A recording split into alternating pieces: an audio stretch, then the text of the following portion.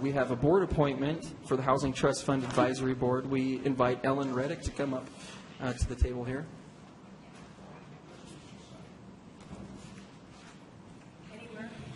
Anywhere you want to, wherever you feel most comfortable.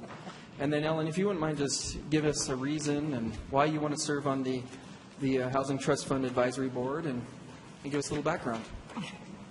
I've served on the Business Advisory Board, which was a very broad board throughout the city that gave me exposure to all of the city districts, and I have run for City Council District 6. Been active in the community for a very, very long time, probably for about 35, 40 years. I've been community council chair several times, networked with other community council people. I'm familiar with the, I'm very involved in all aspects of the city. And I think this right now is an extremely important action item, and something that needs a commitment to seeing that we get more affordable housing in the city. Quite often the East Bench is just checked off and not paid attention to. We have a large student housing in our area. We need more housing for everybody. With the economy moving like it has been, we have a lot of people living with their parents. We don't have enough housing for everyone, even though we have more than most of you probably think we have on the East Bench. But dealing with other people in the city, there are a lot of us that are very concerned about housing and keeping our city diverse and having opportunities for people, especially homeless people that are getting back on their feet, to be able to stay in the city and contribute and not disrupt the children's lives. Keep them in their community they're used to. I think it's an extremely important commitment for really looking at this, really treating it with finesse and care, and making it something that's really a priority. Great, thank you. Are there any questions for Ellen?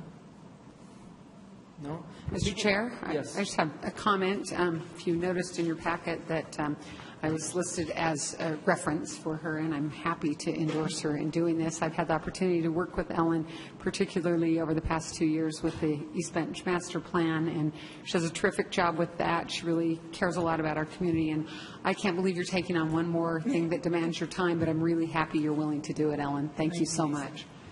Thank you very much. You'll be on the consent agenda tonight. No reason to stick around, but just want to let you know we really appreciate you willing to serve and continue to serve, and you'll be a great asset to the board. Thank you for allowing me this opportunity. Yes. We're on to item number 4, Planning Commission Board appointment for, Ivis Garcia Zambrana. Come on up, or I should say come on down. The price is always right at this table. Hello, everyone. Same thing. How about just telling us, brief little background about you and why you want to serve on the Planning Commission? Yes. So I am an assistant professor in city and metropolitan planning. I just moved to Salt Lake City last August. And before that, I work as a professional planner in various cities in the Bay Area, New Mexico, D.C., and also Chicago. I'm very passionate about working with communities. So I have been hired as a professor in city and metropolitan planning to be able to engage with different stakeholders. In particular, I work in the West Side, where I have different classes that engage again with different community groups. So I want to bring that part of me who wants to do service. I think it's very important as I am a state employee, right? And it's my responsibility to give service to the community. And that could be, again, the planning community at large, the city, and other people who need representation in some other cases. So that's why I am here. Well, thank you very much. Are there any questions for Ms. Zambrana? Could you remind us of which district you're from? 4. I'm from 4. Okay. Yes. Thanks. Close to downtown, so where I can ride to the U in the train. Well, we really appreciate your willingness to serve, and thanks for being here today. You'll be on the consent agenda. No reason to stick around, but just want to thank you for your service and the hours and hours that you'll spend at the Planning Commission and listening to these great projects that come to Salt Lake City. Wonderful. I look forward to that. Thank you. Thank you. We are on to item number 5, the Mosquito Abatement Board appointment, and this man needs no introduction. It's Carlton Christensen. I don't get to say this very often, but Carlton, the shoes that you're filling from District 1 on this board are almost as big as yours. Well, it's a great board, and over the years I've had a lot of opportunities to interact with it, and I think it's I appreciate Mayor Biskupski's willingness to appoint and consider my appointment to that. Mr. Chair? Yes. I got to ask you, Carlton, what is up with Mosquito Abatement District Board? All the coolest people want to be on the mosquito board. Well, it's what the buzz is about, Tim. I think by the fact that Levon and others are here, it's a board that works well together. I've observed that over the years. I think they also have a genuine interest in the subject matter. I mean, news of recent days reminds you that uncontrolled mosquitoes are a real challenge for our community. We kind of take it for granted. It's probably the easiest part of our property tax to pay, considering the benefit it is. And I think these are all people with a lot of public experience, and they just find it as a meaningful way, outlet for that, without being too controversial. Having served once on the Planning Commission and watching your previous candidate, I'd vote for this one as far as controversy, but I think as far as impact, it has an equal kind of role to that. Carlton, you've done already what Mosquito Abatement Board members are very proficient at, which is avoiding the question of why does everyone want to be on this committee. And so I'm hoping that because of our long-term working relationship that maybe at some place, even in private, you might be able to share with me or one of us what it is about this board that is so. They just always smile. They're always smiling, and whenever you ask them, they just kind of smirk at you. Stan, it's because it's in District 1. That's the only reason. Everybody loves it there. No, they're citywide. So I've got to comment on how responsive they are throughout the city because I've seen them up on ladders, patching holes and treating and patching holes in maple trees and all through the city. So. Well, I also would add, mostly because he's approaching his retirement, but Sam Dixon has been their longtime director. I think any of you that have had an opportunity to work with Sam knows of the credibility and the professional way he's run the organization, and I think to be able to work with him over the years has certainly been attractive, and his successor, Ari, is equally going to be a great addition. So I consider myself lucky, by the way. I think it's important to note for those that are watching that Carlton is serving on the Mosquito Abatement Board, but also he is serving on an appointed by the gubernatorial appointment on the Prison Relocation Commission, which is really key for the mosquito abatement currently that's going on. So his expertise and connections with the state, the county, and the city are imperative at this point in time. You know, this was not an appointment that I went looking for, but when Sam approached me and I thought about it in that context, while I'd always had dreams of residence in the Northwest Quadrant, the prison one had been my first choice. But having said that, there will be, 4,000 to 5,000 24/7 residents in that. And as the rest of that area has the potential of developing from an economic development standpoint, having good abatement in that quadrant is going to be pretty critical. Well, I don't need to tell you what happens next, Carlton. You know it all too well, so thanks for being here. Well, thanks for your consideration. Thanks for not drilling into me too much, Stan. I'm saving it for the budget when you're back at this table. Well, Carlton, a lot's changed in 3 years. There's only one person here that you served with. I thought about that. Wow. All right, we're going to move on to item number 6, which is the discussion on homelessness issue. We have we're grateful to have Gail Miller, who's one of the co-chairs of the Homeless Services Site Evaluation Commission, as well as Palmer DePaulis, former mayor of Salt Lake City. And we have the Deputy Director, David Litvak, with us here as well.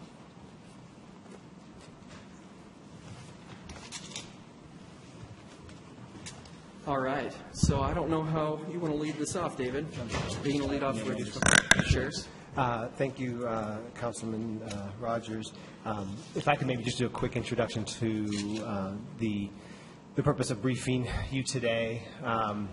So one, we're very appreciative to have Ms. Miller and Mr. DePaulis here today to talk about the previous work of the Site Selection Evaluation Commission and to bring everyone up to speed on what occurred under the previous administration, the first initial year of work and the development of the model, and then also to discuss how that is our springboard to reinvigorating the commission and bringing that back based on our success this last legislative session and beginning to talk about sites within Salt Lake City for a resource center for single men and single women. So with that, I'd like to turn the time over. Okay, good. Thank you very much. Gail and I are pleased to be here and report on the first year's activity. And as you know, we'll be starting a second round here very soon. But let me just start with the first part. Our mission statement for our commission, the purpose of it was to carefully and deliberately consider, advise, and recommend the best configuration, and by using that word we mean model, and location for shelter and other emergency homeless services. That was the general purpose as we started the process. But as you know, it was a very diverse group, a very large group, and a lot of varying interests. And people, I think, came to the whole process with a lot of positions where they had kind of staked things out and what they thought, and some even to the point of thinking, well, maybe this whole thing, there's been maybe something decided beforehand, and so they were a little wary.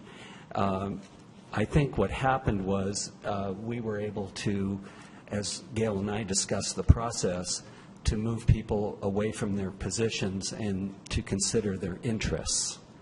And when that occurred, the whole group began to change.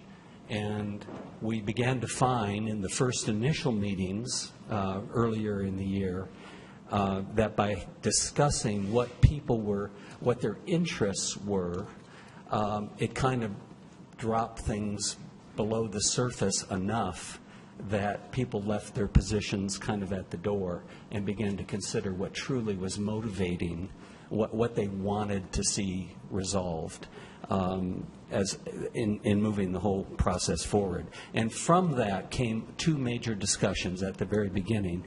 One was community commitments, and you've seen the outline of this in written form, but community commitments and community values. And that discussion is what brought, I think, people together.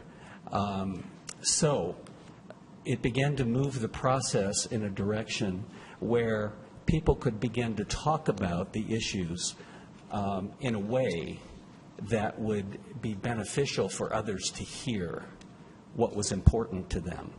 And everyone was able to find a safe place, if you will, to advance their ideas without being either attacked or in any way discounted. And I think that was part of what made the first part of the process successful. It also gave Gail and I a chance, as we began to work with the larger group, we decided to break it up into smaller groups where we could have not only more private discussions, but also discussions with folks that had like-minded interests and folks that had different interests. And we found, as we went through that process, we found that having those small group discussions, they became very invaluable to us. People became more relaxed and got to know each other and form relationships. And so ultimately, we were able to mix up the interests, if you will. Instead of just talking in smaller groups with like-minded interests from our membership, we began to move it around. And we had smaller groups with people with like-minded interests and those that differed. And it was amazing to see how people began to come forward with some critical thinking, deliberate thinking that matched our mission, that led to us forming our criteria for what a site evaluation commission would want to look at, the criteria for that, and that's all been written up as well, and you've probably seen that. But that discussion, I think the most valuable part of that was not only the substance, but the practice of all these commission members beginning to form consensus around values, community commitments, and criteria. In other words, they were practicing, if you will, how to drive consensus with each other. And that was an important step to moving to the next phase, which was to start talking about what would this really look like. And what happened at that point was, and as you know, there was a similar process going on in the county over the services. It was the collective impact process. And I think this was later in the year, maybe sometime in August, September or so, we began to see that we needed to bring both of the processes together. And so once people had had a chance to look at their interests and begin to solve that with like-minded people's interests and those that differed, and they began to form some sense of how to do that in a consensus way, we joined the two processes together. And when they came together, we agreed on, it was essentially a, let's see, you got that? It's here. Excuse me for a minute. It was called the Salt Lake County Collective Impact on Homelessness Endorsement of Shared Vision and Outcomes. And by bringing the two processes together, we formulated a joint agreement. And it was that joint agreement and the acceptance of a model that everyone felt would work the best for neighborhoods, for the homeless, for businesses, and for the city and the county at large. That model became what we called the smaller resource kind of center or shelter center or whatever you want to call it. Resource is a better term in my view and our view. But that model became the expression of this shared vision. And so each process adopted not only the model, but which became the scattered site smaller model. Each process adopted not only the model, but the shared outcome and vision statement. And once we had that in place, people came together, I want to say unanimously. We had some who expressed some reservations about questions they had. Only one, that's right, only one person. But everyone really came together and decided that this was the way, the most productive way to go forward for the city and the county. And that was to divide the homeless population up into subpopulations. That means the needs, recognizing the needs are different for families with children, than the needs of those that are on the streets who are veterans or who might be single men or single women or youth or disabled or those that are mentally ill or those that have addiction issues. By recognizing that we could really look at the subpopulations the whole issue became much more manageable, and that melded with the scattered site, smaller resource center kind of model and a shared vision with the county going forward on the services. And so as we ended up the whole year, we came together, and actually Gail was very kind to invite us all to the arena for the last kind of group meeting of the first phase of this. We really, I think, had a pretty good sense of that consensus, that people were on board with a model, people were on board with a shared vision, and people were on board with the idea that we would deal with subpopulations of the homeless population in general. And at that point, I think we successfully ended our first year, our first phase, if you will. And at that point, we knew we all had to go to the legislature together. And I think our work of bringing everyone together in this consensus is what made the process in the legislature successful. But we all came together at the legislature. The Homes Project was developed. Everybody, it was an amazing thing to see everybody come together at the legislature and get a commitment from the legislature for the $27 million or so over 3 years. And the first amount now has been decided upon for $9.25 million with criteria and with, as the legislature should do, with all of the issues they would like to see reported on, and all the issues that we must meet, for their criteria to give us the money to go forward. But that's where we are now, and I'm going to let Gail add anything that she would like to add, but that's just a quick summary, and we're now on the brink of starting the second phase of our coming together, which I think maybe we'll let David give you more of a picture of. But I'd like to turn some time over to Gail. Well, thank you, Palmer. I appreciate being here and being able to talk about this issue. It's been, Palmer's done a great job in reviewing this past year and the consideration that came together with the city and the county and the legislature. I think the important part now to recognize is that the work starts. We have come to a consensus, but now we have to make it come to a reality. And that's going to be where we need the help of city councils and other government officials as we go out and try to define exactly what these services will look like, where they will be placed, how they're going to be managed, how they're going to be governed.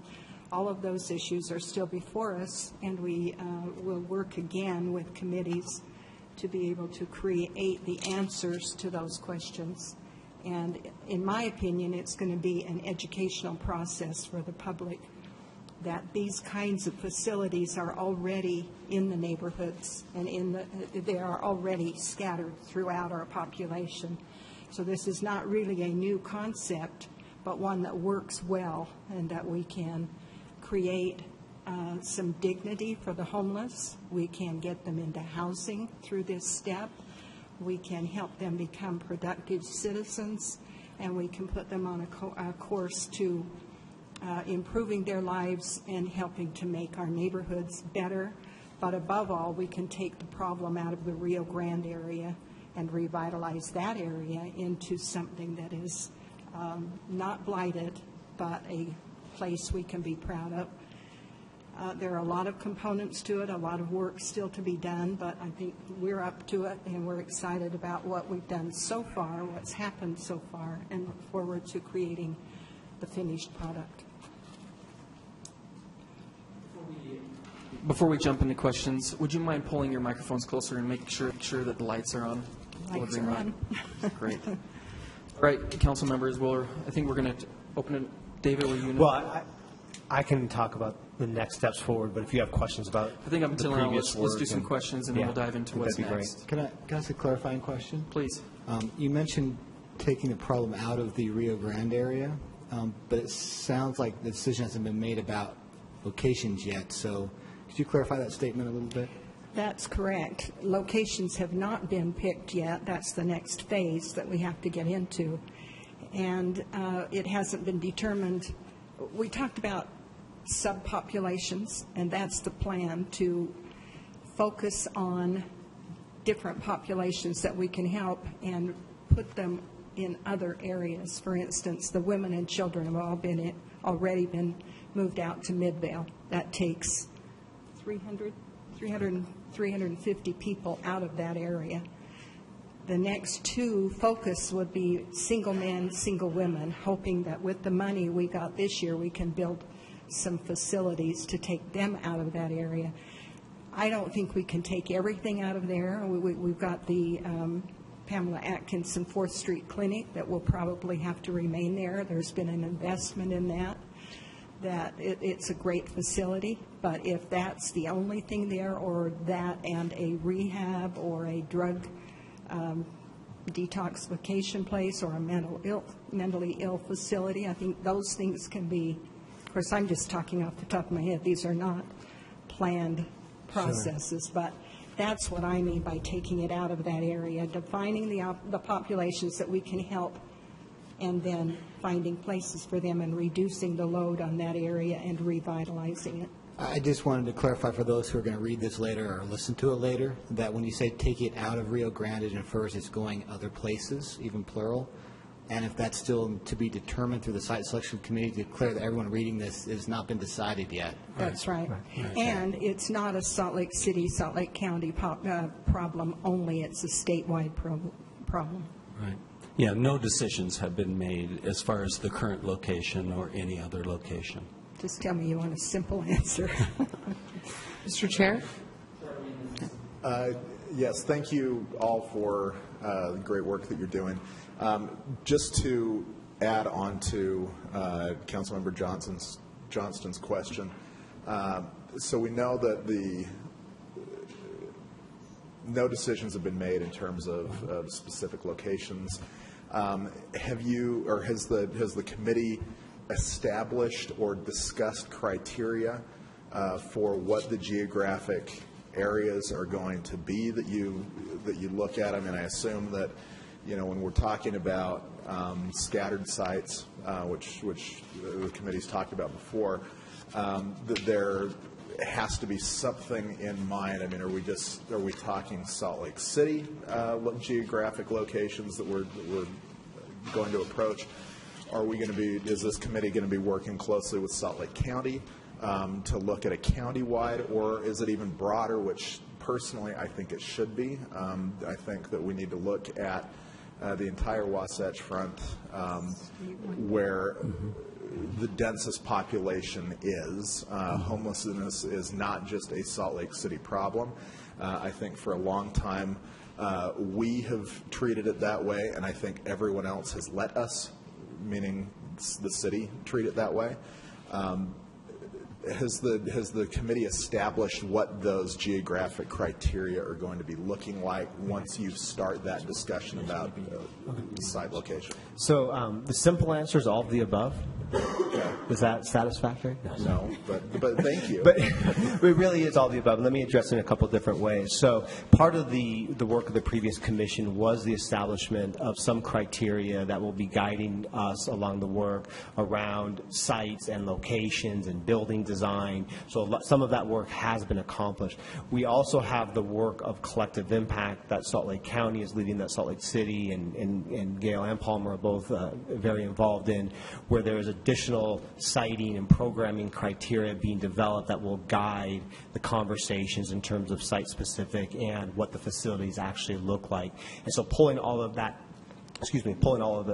together, so that we're making decisions based on objective criteria that meet those collective impact outcomes, both in terms of how we're serving the homeless population better, as well as one of the 14 outcomes being how the facility serves the entire community and is a community partner. So we will be driven by the criteria that has been developed and that we will continue to develop. The Site Selection Commission, reinvigorated, meets for the first time on Monday. Mayor Biskupski feels very strongly, along with you, Councilmember Luke, that this is a statewide issue and requires a statewide solution. So part of our charge, the commission itself, part of the charge of the commission itself when it comes to site selection will be limited to looking within Salt Lake City. And we'll be looking at the single men, single women population. Conversation about statewide will be a part of that, in that what we're hoping to create a blueprint. And so as part of the membership of the new commission includes a lot of continuation so that we have continuity from previous members, but also adding some. And part of that addition are mayors from across the state that will be able to, one, give us valuable input from their own experiences that will be informative to our process, but two, to help us create a blueprint that as this conversation continues across the state, that we'll be able to create and learn from this process in a way that will help other jurisdictions. So Mayor Pike from St. George, Mayor Curtis from Provo, Mayor Caldwell from Ogden have all agreed to serve on this commission. Mayor Seguini will continue to serve on the commission. Mayor Wood will continue to serve on the commission.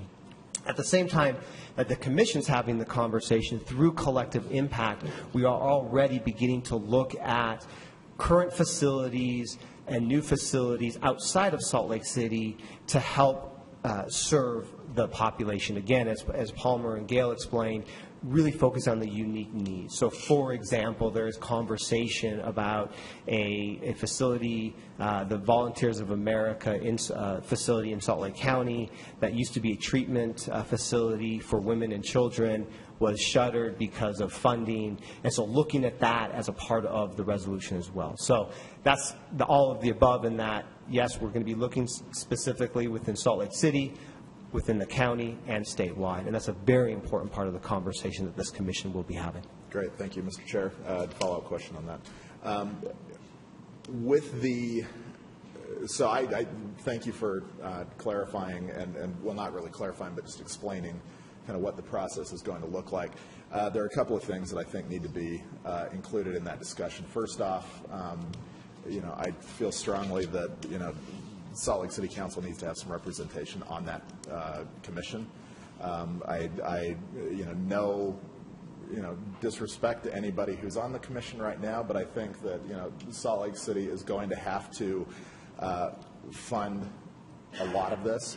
Having a council member at that table will help with those funding issues that surely are going to be coming across this table. So that would be one thing that I would strongly encourage. The other thing is, I think the commission, when we're talking about scattered sites, we really need to look closely at transportation and how people are going to be moving around. One of the concerns that I've heard about the Midvale location, and I'm thrilled that we're finally getting women and children out of the downtown facility. I think that's fabulous. The problem is when we're putting people in the middle of the county where there's really no transportation access for women, for children, for families, kids who are trying to go to school, how do we expect people to get around? The scattered site idea sounds really good, and I think it makes sense in a lot of ways, but we need to make sure that we're not just putting people in areas that are truly going to be inaccessible, because what will happen is Salt Lake City will become, or will maintain, itself as the de facto center for homelessness. So even if we build great facilities somewhere else, if people can't get around, if we can't get to it, if people can't get to work, to school, wherever else, people are going to end up still on the streets of Salt Lake City.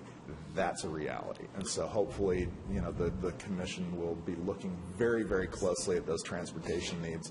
And I think also, it's not just access to transportation, but it's how we fund it. I think UTA really needs to step up. Whether it's funding, or whether, I know that they do some very limited tokens and things like that for families who are at the shelter, but by and large it's a drop in the bucket for what's truly needed. We've had discussions before as the council about transit being a public service and we need to start treating it that way. And I think with homelessness, we need to make sure that, you know, if we're putting people in locations and we're truly trying to turn things around, we have to give them every opportunity to get their lives back on track, and transportation is a huge one. Thank you. Thank you, Mr. Chair. Thank you again for all of the work that you have done. I think all of us really appreciate it, and I know I had the opportunity to sit in on some of the small meetings, and it was very instructive and really, I think, beneficial. I have a couple questions. The first is, you said that the legislature, with the money that they've given us for this year, have benchmarks that they've asked us to meet. What are some of those? One of them is that we have to show progress. And that's probably the biggest one. The way, as I understand it, and maybe David can explain more of the detail, but generally, the way the money will be distributed is through the executive appropriations process, which means they hold, is it monthly, I think, when they have interim day, essentially. They'll be calling the county, the city, maybe even us, to come in and report as to progress that we're making. One of the things that they, like Councilmember Luke just said, they were very keen on stressing was the statewide component of this. So I think they would be pleased that Mayor Biskupski is adding mayors from other jurisdictions and maybe representatives from other jurisdictions to other counties that aren't mayors. I don't know what that component will be. But the idea is that they'll want to see us reporting back to them that we're doing that kind of networking. They'll want to see that we're creating models that can be replicated in other communities and scalable to other communities. We all know it's much better if we can intercept people falling into homelessness by prevention and diversion and keeping people in their own neighborhoods and in their own communities, which means that those are fewer people who are coming to the capital city, for example, to seek services. So that will be something I think they'll be interested in. They'll be interested to know how we're coming with the site selection criteria, what that criteria is and how broad it is and how replicable that will be in other communities. They will be interested in seeing progress towards, are we coming up with a menu of sites? Because I don't think they're going to be anxious to do a second bit of funding until they know we've completed some general discussion and consensus about where some of these sites could be in communities. So this is just a little sample. Thanks. I just wanted some sense of that. And I think we also can all agree that really the ideal thing is to have people in a homeless shelter very short term. And I think it would be appropriate for us to even have a target number of nights that someone spends before we send them to supportive housing. But then we've got to have the supportive housing available. Right. And I think that's a really critical component. Housing is the key to the problem. Right. Yeah. And one of the things that came loud and clear through our process and the county process is this isn't just about emergency services. This is about prevention, diversion, and housing. Right.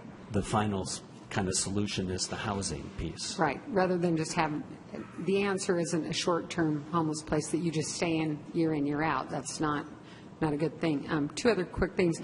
I would echo what Councilmember Luke said about having a council member on the commission, and I'd throw out right now that I think Derek Kitchen would be a great option because he is District 4 and Road Home is in his district. So just throwing that out there, council members. And then finally, to also dovetail with what Charlie said about transportation, Aaron James and I had the opportunity to go to Boulder last fall, and we asked, where is your homeless shelter? And it's on the far outskirts of Boulder, and there's a bus that goes there twice a day.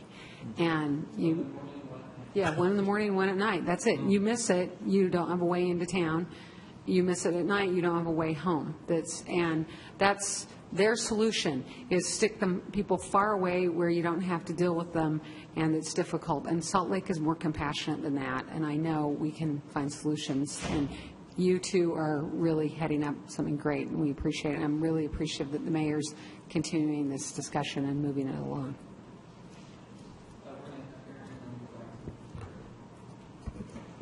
Thanks, Mr. Chair. Gail and Palmer, thank you for all the work you have done.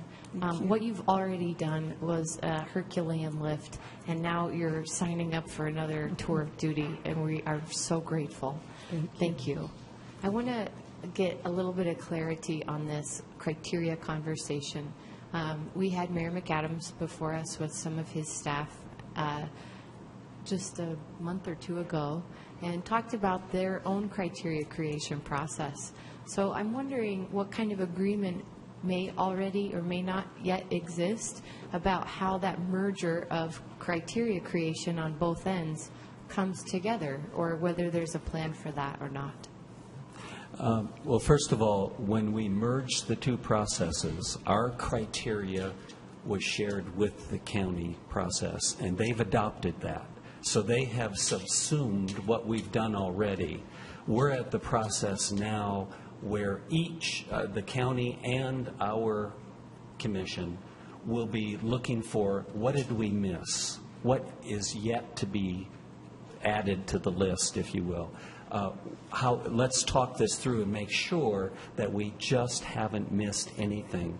So I think you're going to see the criteria from the county side tending a little bit more towards services and outcomes for the collective process, impact process. From our side, it may look more like criteria like transportation or some of the things that are related to site development.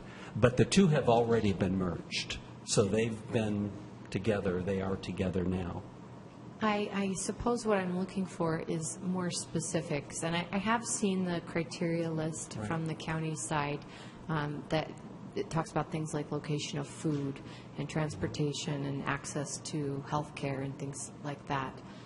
But it really gets into nuts and bolts probably with each subpopulation, maybe even specifically, about how much acreage do we need? What do these new models look like?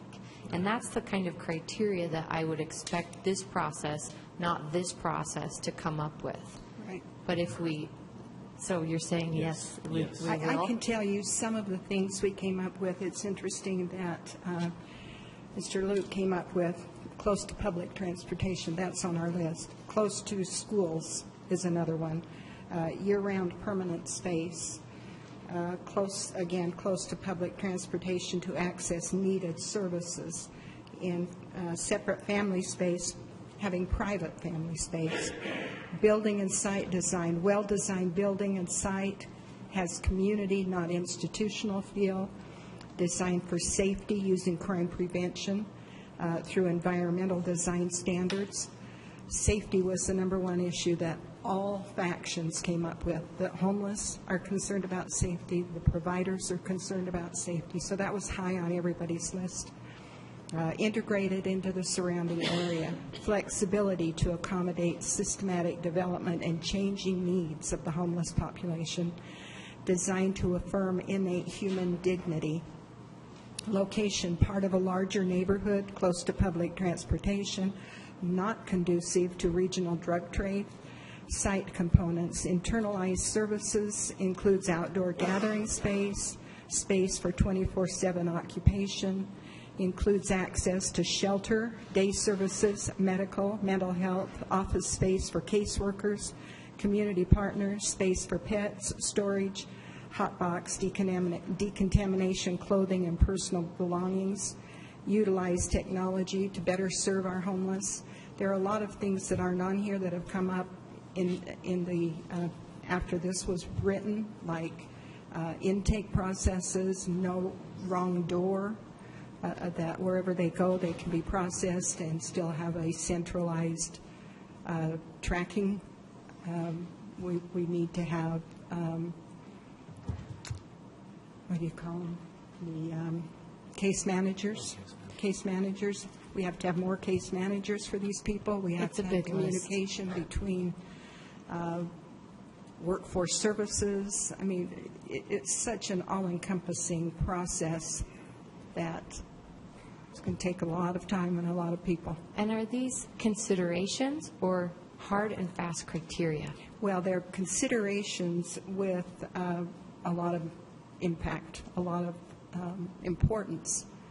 But as we go through this coming year, they will come to a permanent, come into permanent light and application. So I think, as in most processes that come down to capital expenses, this is going to boil down to money. Right. And there is clearly a limited amount of money for at least 9 subpopulation models to function independently. And I'm sure there's not enough. How does equity of distribution factor into the ultimate decision-making when it comes down to money and the price of a parcel? Because with the list, as long as it is, we could probably come up with several hundred possible sites just in this county. So when it boils down to the money, how do we not continue to concentrate areas that already carry a burden? And where is equity built into this criteria consideration? I think the legislative piece is a big piece of this. I don't know that we've ever had that much money from the legislature before concerning homeless. I think in addition to that, we have to turn to the private sector and have significant donations from the private sector.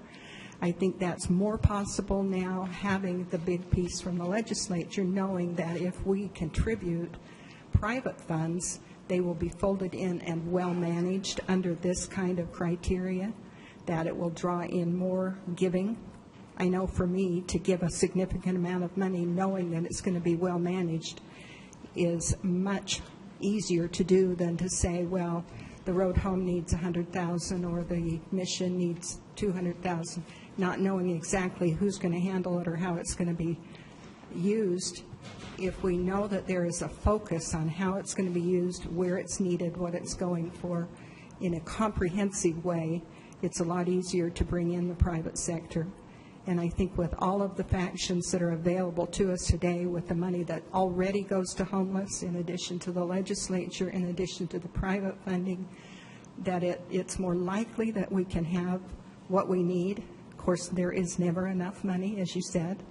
But I think as we get going, if we're prudent and use it wisely and don't get a kid in a candy store syndrome, that we can do a lot of good. So could I also answer that? I think I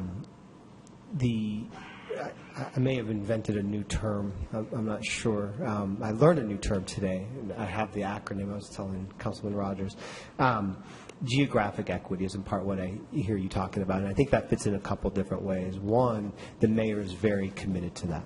And as we look at the criteria, making sure that as we discuss the impacts on the community, that we're looking broader than just that immediate vicinity, right?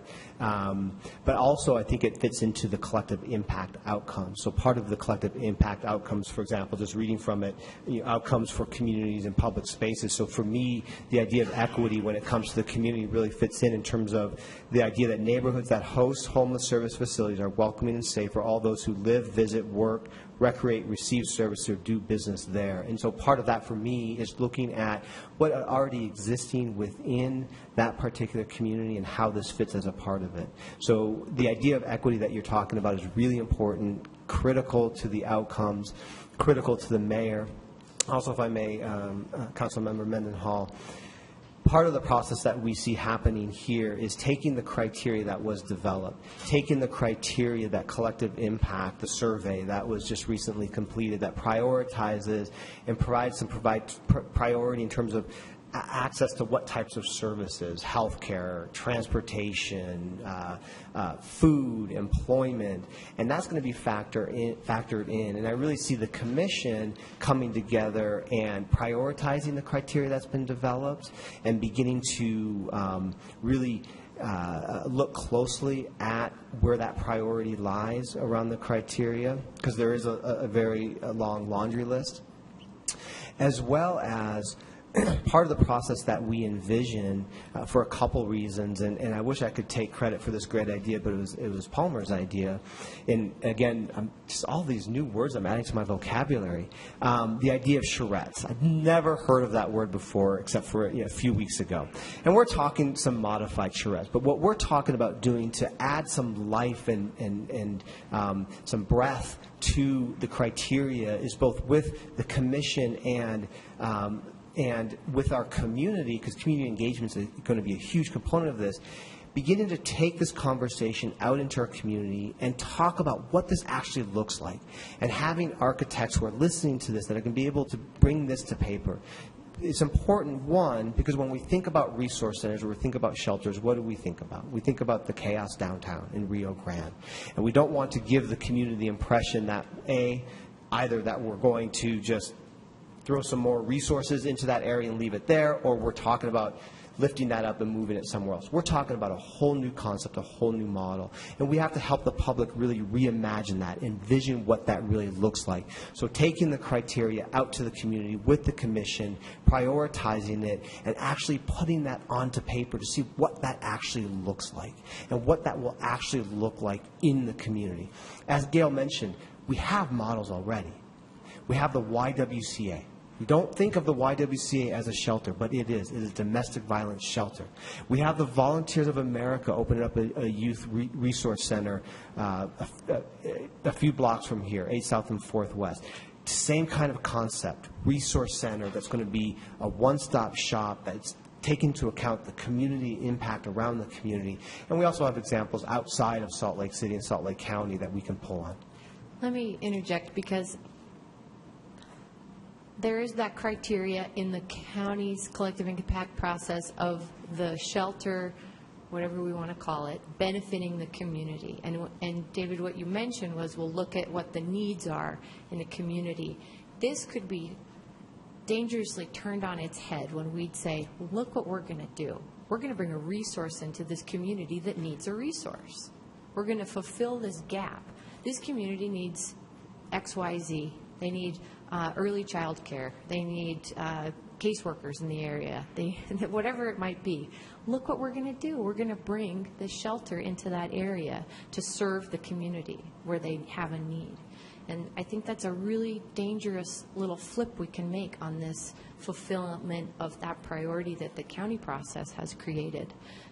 When contrarily, I think that we should be looking at what communities can support in terms of already having a healthy community infrastructure in place and not relying on a shelter's existence. Yeah, absolutely. And I would say it's both. We've got to come at it from both angles. We want, on the one hand, we want the resource center to serve the broader community. I mean, we want it to be a part of that community in some way.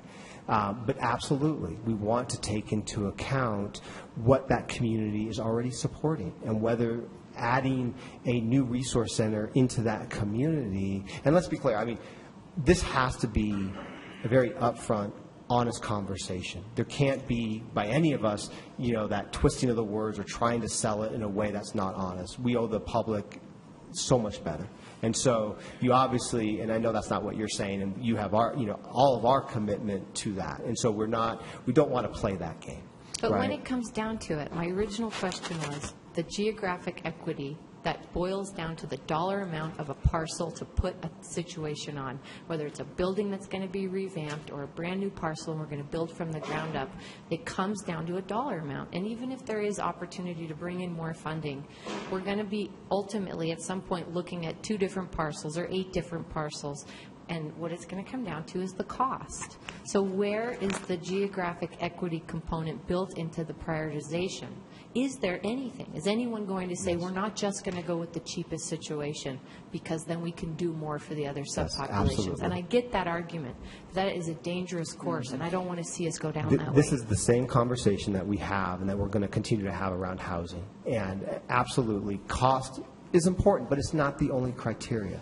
But it isn't so far built into the criteria process. Is there any kind of a discussion around what do you do when it comes down to the dollar amount and the argument that you can do more if you spend less? but that you're truly concentrating poverty. We're just beginning that process.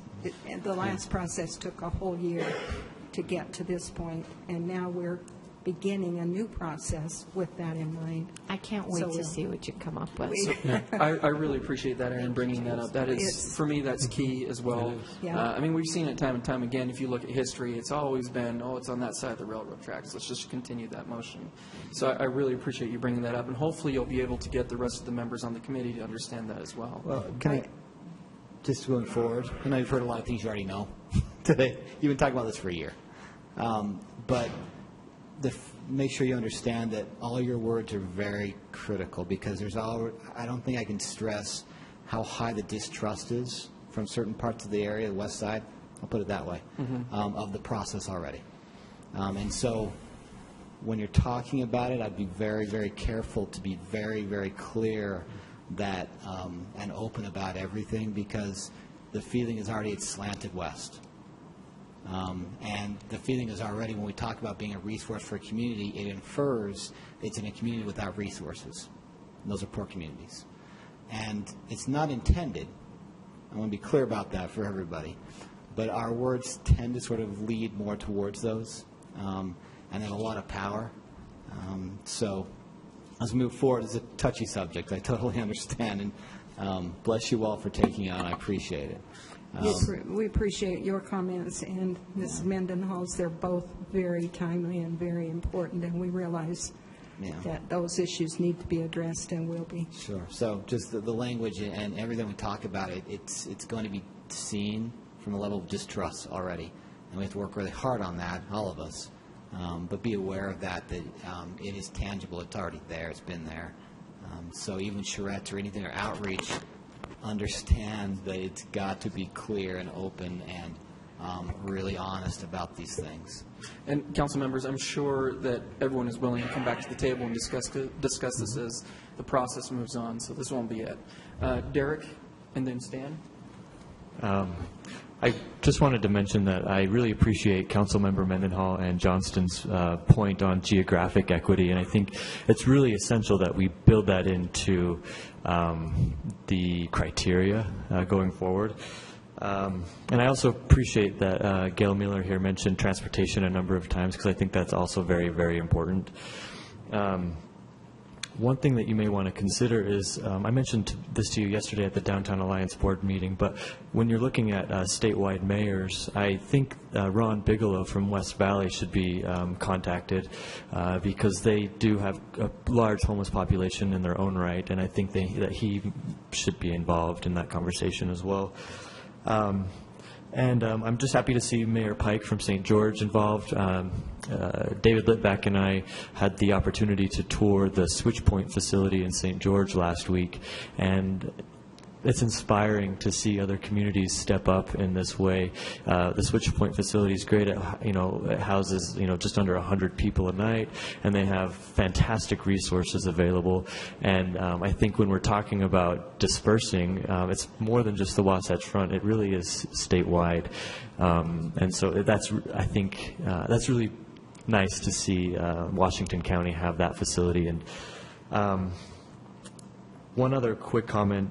You mentioned the YWCA and the VOA, and I just want to reiterate the importance of a real robust community engagement and public education campaign, because there currently exists a distrust, I think, from people on the west side, but generally in the community there's a distrust, and I think that just comes by the nature of big decisions like this. So I look forward to a robust and comprehensive community engagement process.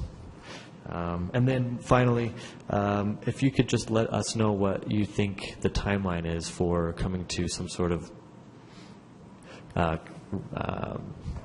decision on site selection going forward. Do you have anything? Absolutely. So there's a couple critical timelines. Part of the expectation from the legislature that Palmer was addressing, along with the Executive Appropriation Committee overseeing the distribution of the funds, there's also a committee within the Pamela Atkinson Trust Fund, the Homeless Coordinating Committee. The Pamela Atkinson Trust Fund is where the funding, the state dollars were put. And as a part of releasing the funding, Salt Lake City and Salt Lake County together, along with Midvale, will be presenting a plan, at least probably in phases. So phase one of the plan by the end of this month. So that when the Homeless Coordinating Committee meets in May, that we will be able to tap into the state funding the first part of July when it becomes available in the state budget. And so our first deadline, so to speak, is the end of this month in terms of working with the county and Midvale with this, on the state dollars and how we see that being used, at least initially. Those are services. We're talking about services. Well, services and some possible dollars for like architect and things like that to help our process. Yeah, but not, I just want to be clear, we're not by the end of this month going to come up with site selection. Oh, no, that's why. And have a robust community involvement. Right. I mean, obviously. In terms of, that's why I thought, thank you very much, in terms of phases. The second deadline right now is, the goal is that by early fall, September time frame, that the Site Selection Commission, Evaluation Commission would have a number of sites that meet the criteria for consideration. We don't expect to have a final site by September. But in terms of, again, meeting some of those benchmarks with the state and making sure that we're demonstrating aggressive effort and moving forward, our part of our goal is by early fall to have various sites selected that meet that criteria. If we could figure out a timeline to get our metric put together and then release that to the community so that as we are deliberating, the community has our measurement tool, at their disposal so that they can kind of understand, what lens we're looking through. I think, the sooner the better on that. Right. Thank you. Thank you, Stan.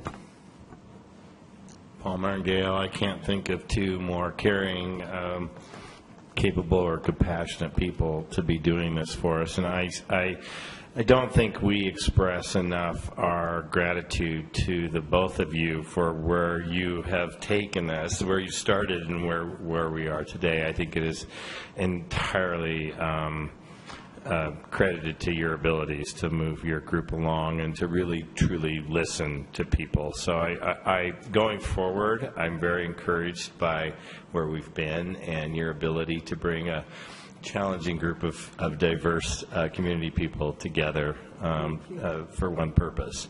So a couple of things that I just wanted to follow up on. One of the challenges I foresee in this process is part of it is some of the language that we naturally fall into that we've been talking about today but continue to do when we talk about moving the shelter, and we don't talk about moving multiple shelters or multiple housing facilities. However that language develops, I think it's really important that we do that quickly, because one of the challenges I think we'll face with our constituency is not in my backyard, and I'd hate to see us go through a process that engages the public as intensely as I think you hope to, and then end up with a fumble at a zoning hearing or something to that effect. So I think engaging the council at some level is going to be absolutely critical. I think we would like the opportunity as a body to talk about any additional criteria that we might want you to look at as you're going through your process. I think you've hit some really great ones, but I can imagine that at some point we have to start talking about zoning, what that looks like, existing zoning, modifications to zones, conditional uses, new zones. So I think that's a really important part of that public conversation. So I'd like, not now, but I'd like as your group goes forward to look at how do we fit into that process. Because like I said, I don't want to get to a point where we have such a public outcry that anybody here loses our nerve about this, because we all want to find solutions. The other piece of it that I think is really, I think you're going this direction. I hope so, and correct me if you're not. But this concept, this model of providing services and resources to specific populations is so unique in this kind of comprehensive way. We've seen pieces of it. I've seen pieces of it nationally in sort of little samples, but I'm not aware that any community has really addressed it in this comprehensive way. We're talking about something new and different, and I think the sooner we start talking about it as new and different and better, the better off we're all going to be in that process. I hope you come back to us soon with an opportunity for us to maybe have a discussion about additional criteria we might want to include. I think you've covered it well, but in this process that you mentioned of going out and making sure you got it all, I hope you consider looping us in to that process, because I think ultimately we're going to see the pressure. Yeah, I think we're going to see the pressure, and we're all very committed people to seeing a comprehensive solution. And I really do believe you're going to get us there. But let's work together so that we make sure that happens. Well, I think communication is the key to everything. Yeah. We have to stay in communication, and we're pleased that you want to be involved, and we're pleased to hear what you have to say. Absolutely. I think absolutely we're all committed to being, I'm volunteering all of us to be committed to being involved. So a couple of things that I think would help me, Mr. Chair, is if we ask Gail and Palmer to come back with either a criteria that you've more concisely laid out. We keep talking about the county's criteria and the site selection. Right now, we're site selection. So what specific criteria are we looking at for site selection? And perhaps we can have a conversation about anything that we think might be missing or added in that process. In particular, when we put on our lenses of saying, what's the public going to expect when this gets to that point of some public commitment or involvement. I think that would be really helpful for me and for the body to have that opportunity. And the other thing I would love to have you engage us on is as you delve into your models more and you really start finding unique situations where I can imagine some of your models will fit into our existing zoning without any modifications at all. If you're looking at an apartment unit where moms and kids could be housed, that I don't see why that couldn't fit into our current zoning in a lot of places in the city. But if you, as you identify those unique services that don't seem to fit in our current zoning structure, the sooner we hear about that, the better off we're going to be to start our process about what modifications or accommodations we might have to make to deal with that. Wonderful. Again, So, we really appreciate you both coming and showing up and discussing this with us and being open to coming back and listening to us again. So your next meeting will be when? April 18th, Monday. So it's coming up. It's coming up Monday. And we do have, from what I understand, there's a seat for a council member to sit on that committee. Lisa Adams, did you make a I also think, not that Derek wouldn't be great, but that we have a great asset in our council member, social worker. I haven't even talked to him about this, but that he has a great perspective also from the work that he does outside of the council. So I understand both, and I'm a little hesitant about the council getting deeply involved early on. It could be a very mixed issue there. So I think we need to talk through that a little bit more before one of us steps into that role and either speaks for the council at all or has a vested interest in some very difficult decisions that are going to come down.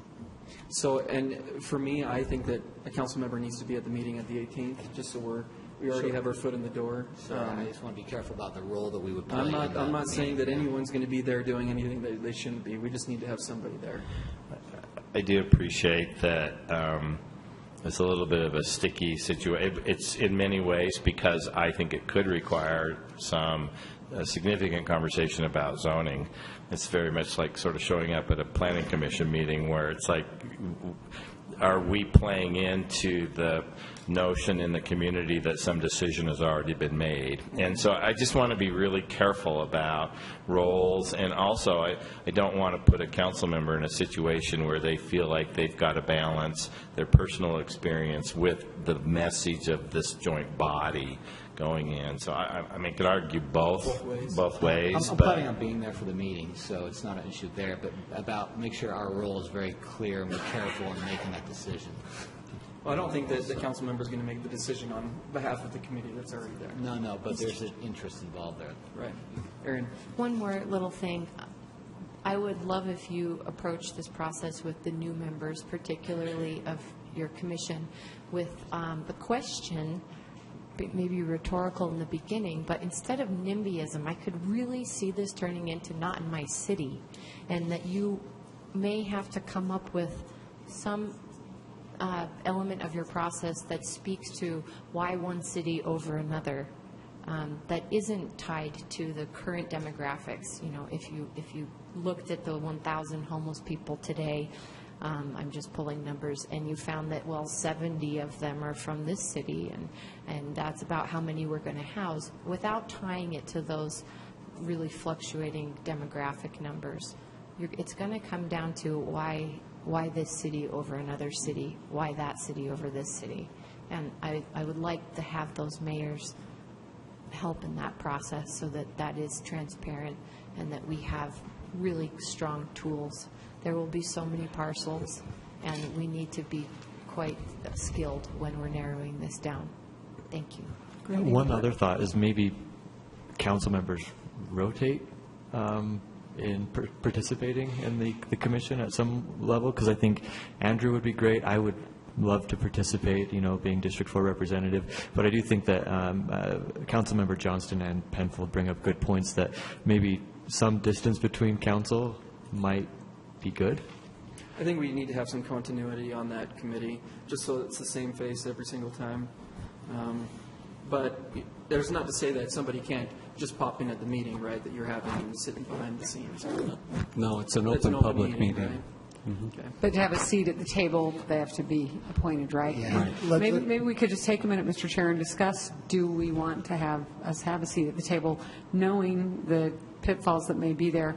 I feel more comfortable doing that, having someone at the table when it's as large as it is than if it were really a small committee. But do we want to discuss it for a minute? Because I agree, if we're going to have someone, it would be good to have them there next Monday. Right.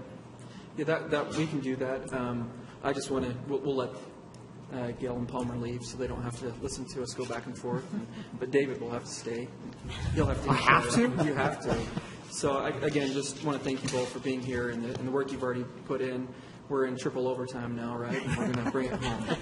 I just want to say we appreciate your support, and it's important to us that we have that relationship with the City Council. I think it's important. It sounds like you think it's important, and it'll be a win-win. So thank you. Councilman Rogers, if I could just, I would be neglectful if I didn't mention how important staff has been and will continue to be through this process. I'm looking behind me with my magical eyes. I know that Elizabeth Bueller's back there. I think I saw Mike Ackerlow walk in, and in the leadership of Mike Rebergs at CED.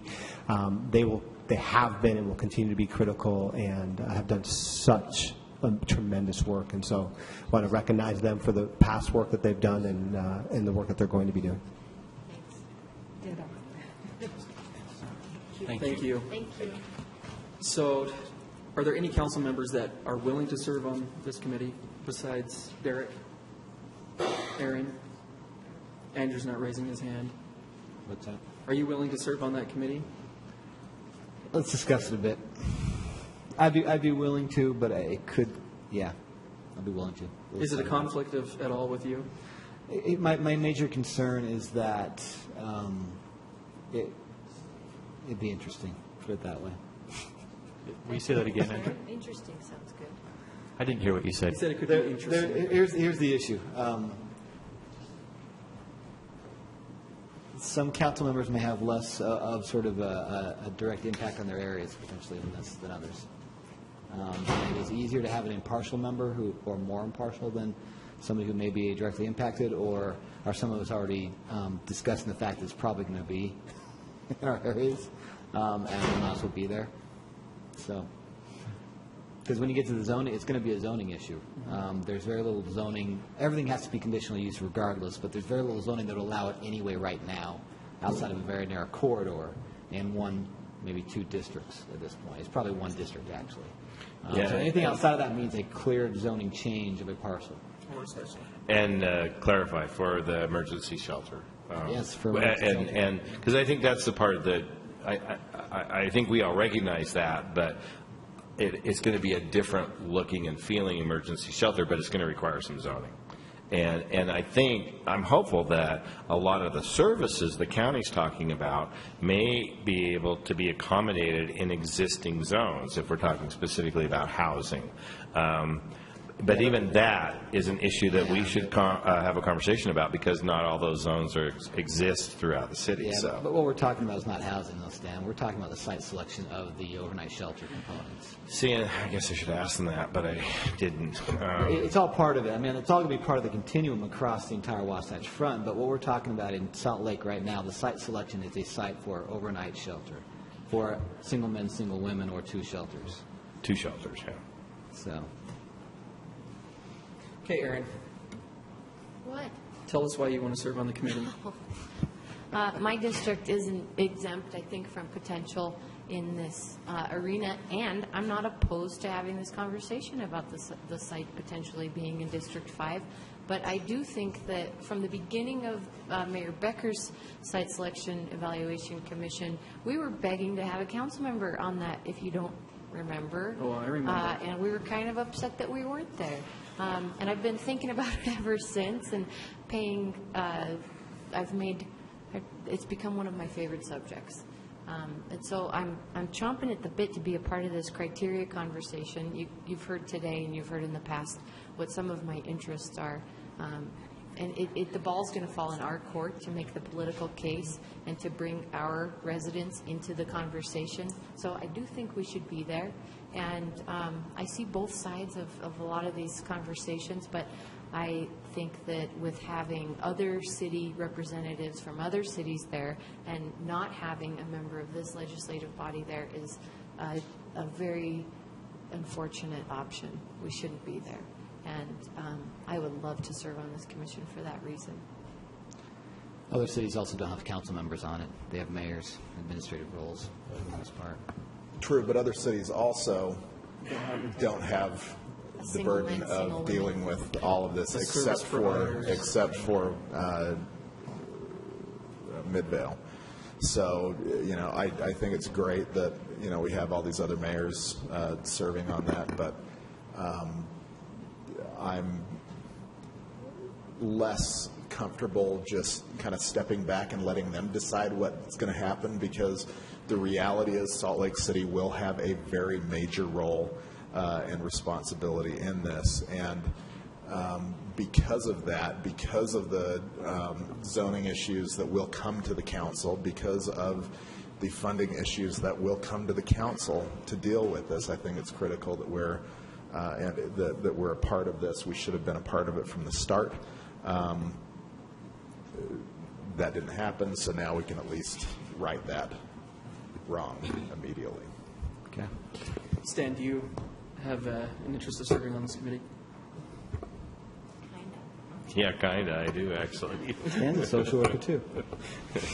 I don't know that I would make a compelling argument. I think we have really qualified people who are willing to be there as well. But, yeah, from the very beginning, very much like Councilmember Mendenhall, I felt like I've had to stifle my interest in homelessness issues, which are sort of core to my occupation as well. And so it's been challenging to sit on the periphery and observe the process, although I do truly believe, I honestly believe that Gail and Palmer have done an exceptional job getting us where we are today. So I don't know how to resolve this. Okay, well, I think I do. May I say something really quick? I was going around. Okay, go ahead. Charlie, you're okay with not being on the committee? No, I'd love to be on the committee. I mean, and I'll be honest. I think all of us would love to be on the committee. But the thing is, we all can't be on the committee. So I think having a council member on that committee is critical, especially right now. It doesn't need to be me. I think I'm fully confident in my colleagues on the council, but my big issue is that we do have council representation, and that whoever will be added to that group representing the council will represent all of us, and that we'll be able to go to that individual, with issues and concerns and focus on this. But we can't just say, okay, well, whoever gets appointed to this commission, all of us, our hands are clean, we're done, we're putting it all on that person.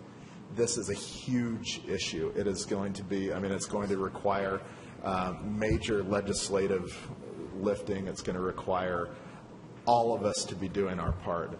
That doesn't necessarily mean we need to all be on the committee, but we all need to, I don't think any of us have the luxury of stepping back from this issue. It impacts all of us, some more directly than others, which is why I'd support Derek being on that. I think right now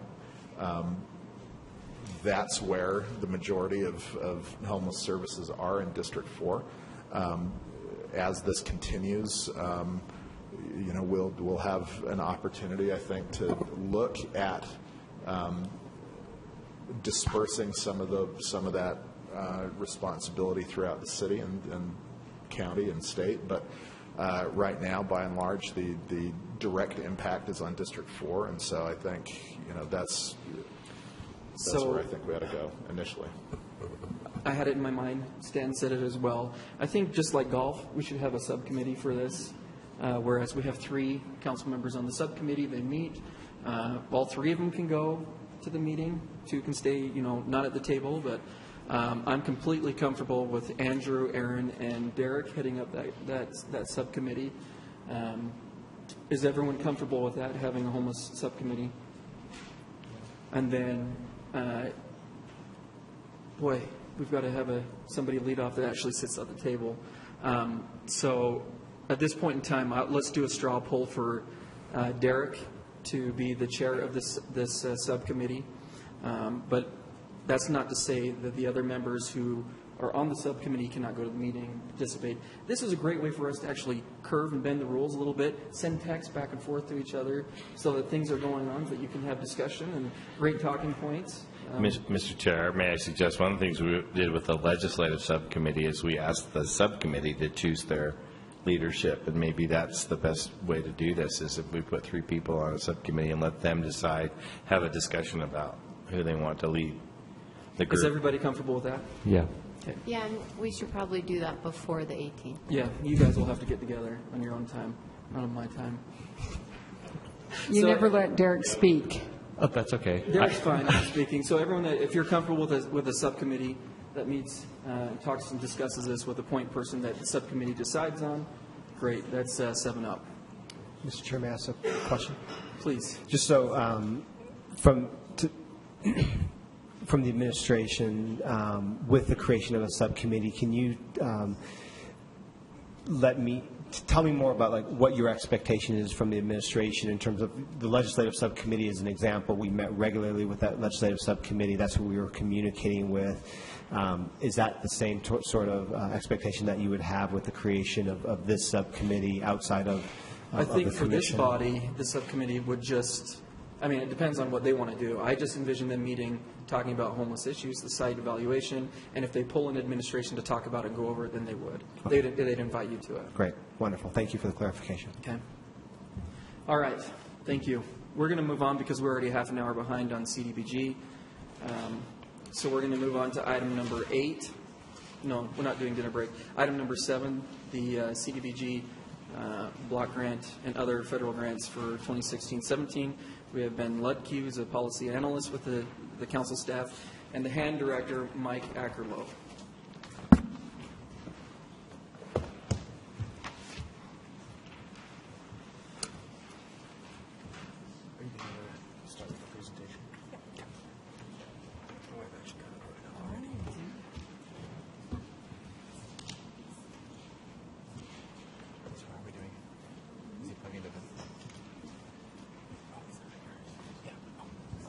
give you the mouse to do it. I'll give you the mouse to do it.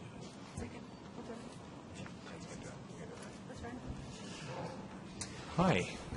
Hey, Ben, are you going to lead us off on this? Yes, so as I'm getting connected up here, just a quick announcement. We're adding a new tool for council members where we're doing a screencast. So it's going to stream a video to anyone who would like to see on their screen instead of look into the screens on the corner here.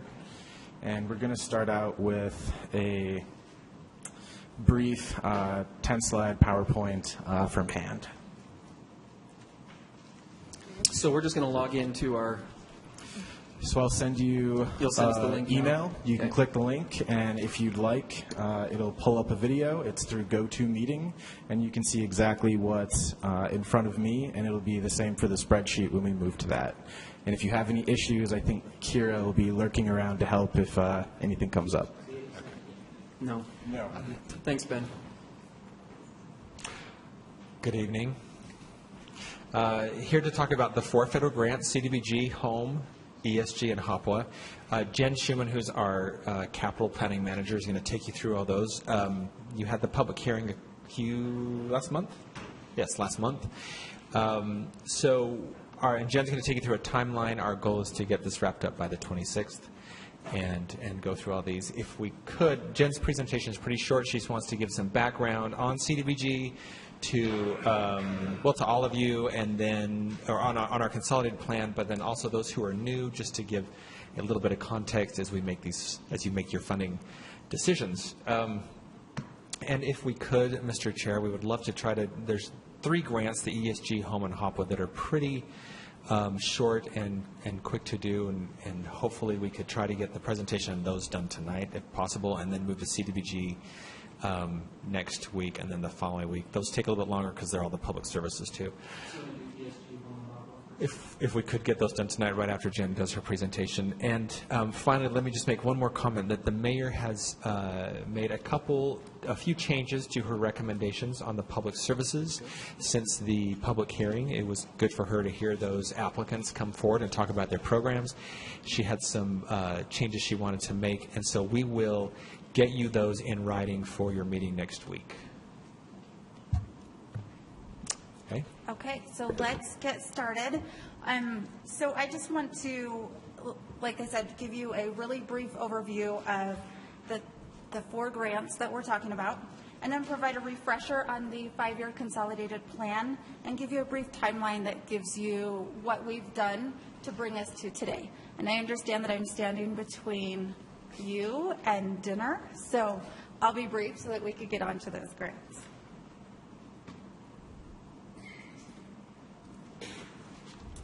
So the Community Development Block Grant, or CDBG grant, is a tool that HUD uses to address needs of low-income residents. I've bolded some different things here: affordable housing, infrastructure, and economic development. And these are all areas where you can spend as much funding as you would like. There is a 15% cap on public service programming, so that's our social service agencies, and then a 20% cap for administration. I will point out that the caps or the limitations that I am providing are based upon what the dollar amount that HUD has provided. It does not include any program income or reallocated dollars. The Emergency Solutions Grant is a way for the city to address homelessness issues. So we can use these funds for shelter operations, street outreach, homeless prevention, and rapid rehousing and administration. And you can see that there is 2 different areas where we have caps. So in Part 1, shelter operations and street outreach, we cannot spend more than $164,115. And then there's a 7.5% cap on administration. The Home Investment Partnership Program provides for affordable housing at different levels of income. So home buyer assistance might be found through mortgage or down payment assistance programs. Home owner assistance is preservation or rehabilitation of existing housing. Both of those things tend to happen at the 60 to 80% AMI level, whereas rental assistance is geared for closer to 30% AMI and below. There is 2 different caps in this grant. 15% of our funds have to be used to go towards a nonprofit developer organization. So that would be NeighborWorks in this year's cycle, and then 10% of the grant for administration dollars. The last grant is Housing Opportunities for Persons with AIDS, and this provides housing and supportive services for low-income and medically qualified residents. So we're talking about housing assistance through short-term housing assistance, and then a voucher tenant-based rental assistance program, and then wraparound supportive services, so case management and resource identification. And the only cap in this one is that 3% of the grant can be used for administration. So that is a really, really, really brief high level of each of the grants. So next I want to just talk real briefly, provide a little framework on our consolidated plan. Our consolidated plan went through a 2.5 to 3 year planning process. The council approved the plan this time last year, and HUD accepted that. So just to provide some really brief framework, there were 5 areas in which our plan covered, and these are themes or overarching goals: housing, education, health, transportation, and economic development. And we're going to talk about those just in a little bit more detail on the next 2 slides. So I'll slow down ever so slightly. So under housing, we talked about specific goals that programs that we would see in order to reach that housing goal. So there are 6 different ones, and this can be found through development or preservation, expanding and looking at housing opportunities that are near transit, looking at how we're building houses to include energy efficiencies and alternative building materials, and then really using our consolidated plan and our 4 grants as a way to, as a primary strategy to end homelessness. The next category was education. So education is a very broad subject matter, and so we targeted that towards early childhood education as a way to end intergenerational poverty, and then also addressing the digital divide within our communities. So the next 3, health, transportation, economic development. So under health, we're looking at improving the condition of housing and capital infrastructure within distressed neighborhoods, and you'll see that through like streets, sidewalks, ramps, and that sort of thing. Increasing access to health care and supportive services specifically for our homeless individuals and families. And then increasing access to fresh and healthy foods for food insecure families within our communities. And improving and expanding access to green infrastructure or parks and the programming within those parks in distressed neighborhoods.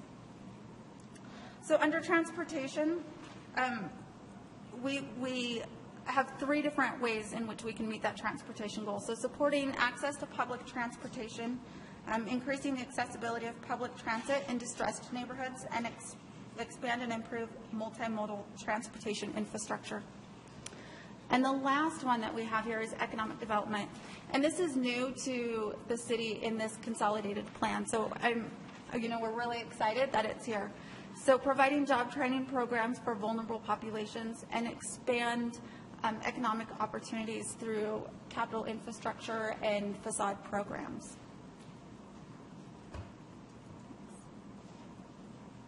So just as a reminder, in the plans of the past, we sprinkled dollars throughout the entire city in CDBG eligible neighborhoods. And HUD came back to us and said, that really isn't the most impactful way to administer these funds. You really need to look at targeting. And so we did just that. So we can leverage a lot of the city's efforts through various funding sources with these federal funds. So the first 5 bullet points that you see there, those are area benefits. So those are activities that would impact an area. And we looked at where in our city could we get the most bang for our buck and make the most impact. And where are places that other departments or divisions may be spending funding so that we can leverage again. And so there's local geographic target areas, Poplar Grove, Central City, Central Ninth areas, where we are specifically looking at spending our funding in those 2 areas over the course of the plan. Now, housing opportunities occur throughout the entire city. However, preservation and improving the housing stock will be specifically targeted to the geographical target area identified in the map. So definitely looking to improve housing stock. Now, on that first slide about CDBG, we talked about 15% of that grant fund can be used for public services. And this is by far the most competitive piece of all 4 grants. This year alone, we had $1.3 million in ask, and you'll be able to allocate $481,000. So to help narrow the field, we have several areas in which those funds are targeted. So under housing, expand housing opportunities for extremely low income individuals and other vulnerable populations. And then education, we just saw this on the other slide, the early childhood education and addressing digital divide. Under health, homeless services, increase access to emergency shelters, health care, and supportive services specifically for persons experiencing homelessness, and food accessibility. And then economic development, and that's doing job training for vulnerable populations. So that's a really quick overview of our intense process to get to our consolidated plan. For these specific applications that you'll be reviewing over the next few weeks, it's an 8-month process. We started in September of 2015 with the launch of the applications. We have several points in our process where the public provides input, and then at the end of this, we will create an action plan that gets delivered to HUD, and they have to accept that. We have to deliver, or they don't have to accept it. I guess they can say no, but they've never in the past. So the action plan has to be delivered to HUD by May 16th, which puts us on a really, really fast timeline. We do need to have council adopt the allocation of funding April 26th. So that's in 2 weeks. So that is my really quick presentation to give you some really high-level information about the grant and then about the grants and then the consolidated plan. I'm happy to answer any questions as we go through this process, but I am going to leave up there on the screen the 5 overarching themes and goals of our plan. So with that, I'm going to turn that over to either Ben or Chair. Council members, so if you'll pull out your CDBG packet, and yes. Can I just ask a clarification question on the ESG programming for help me understand the difference between the shelter outreach component and the other components of it. So how is that split determined? Is that a percentage? So the part 1 is shelter operations and street outreach, and you can spend up to $164,115 on those 2 types of activities. So is that a percentage of the total allocation, or I mean, what's that restriction? It's not a percentage. It is what we spent in 2010. Right after 2010, HUD came in and put a cap that you could not spend any more on those 2 areas than what you had spent in 2010. Because they're not problems anymore after 2010? Right. We solved I'd forgotten about that. I'm sorry. But yeah. Okay. All right. Thank you. They did that so that we could introduce the rapid rehousing and homeless prevention activities. So, Mike and Ben, I want to pick off a low-hanging fruit. So if we can do HOPWA, home, and ESG. Perfect.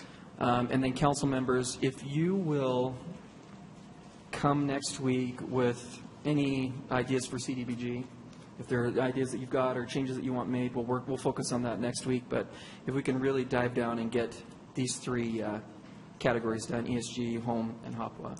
Perfect.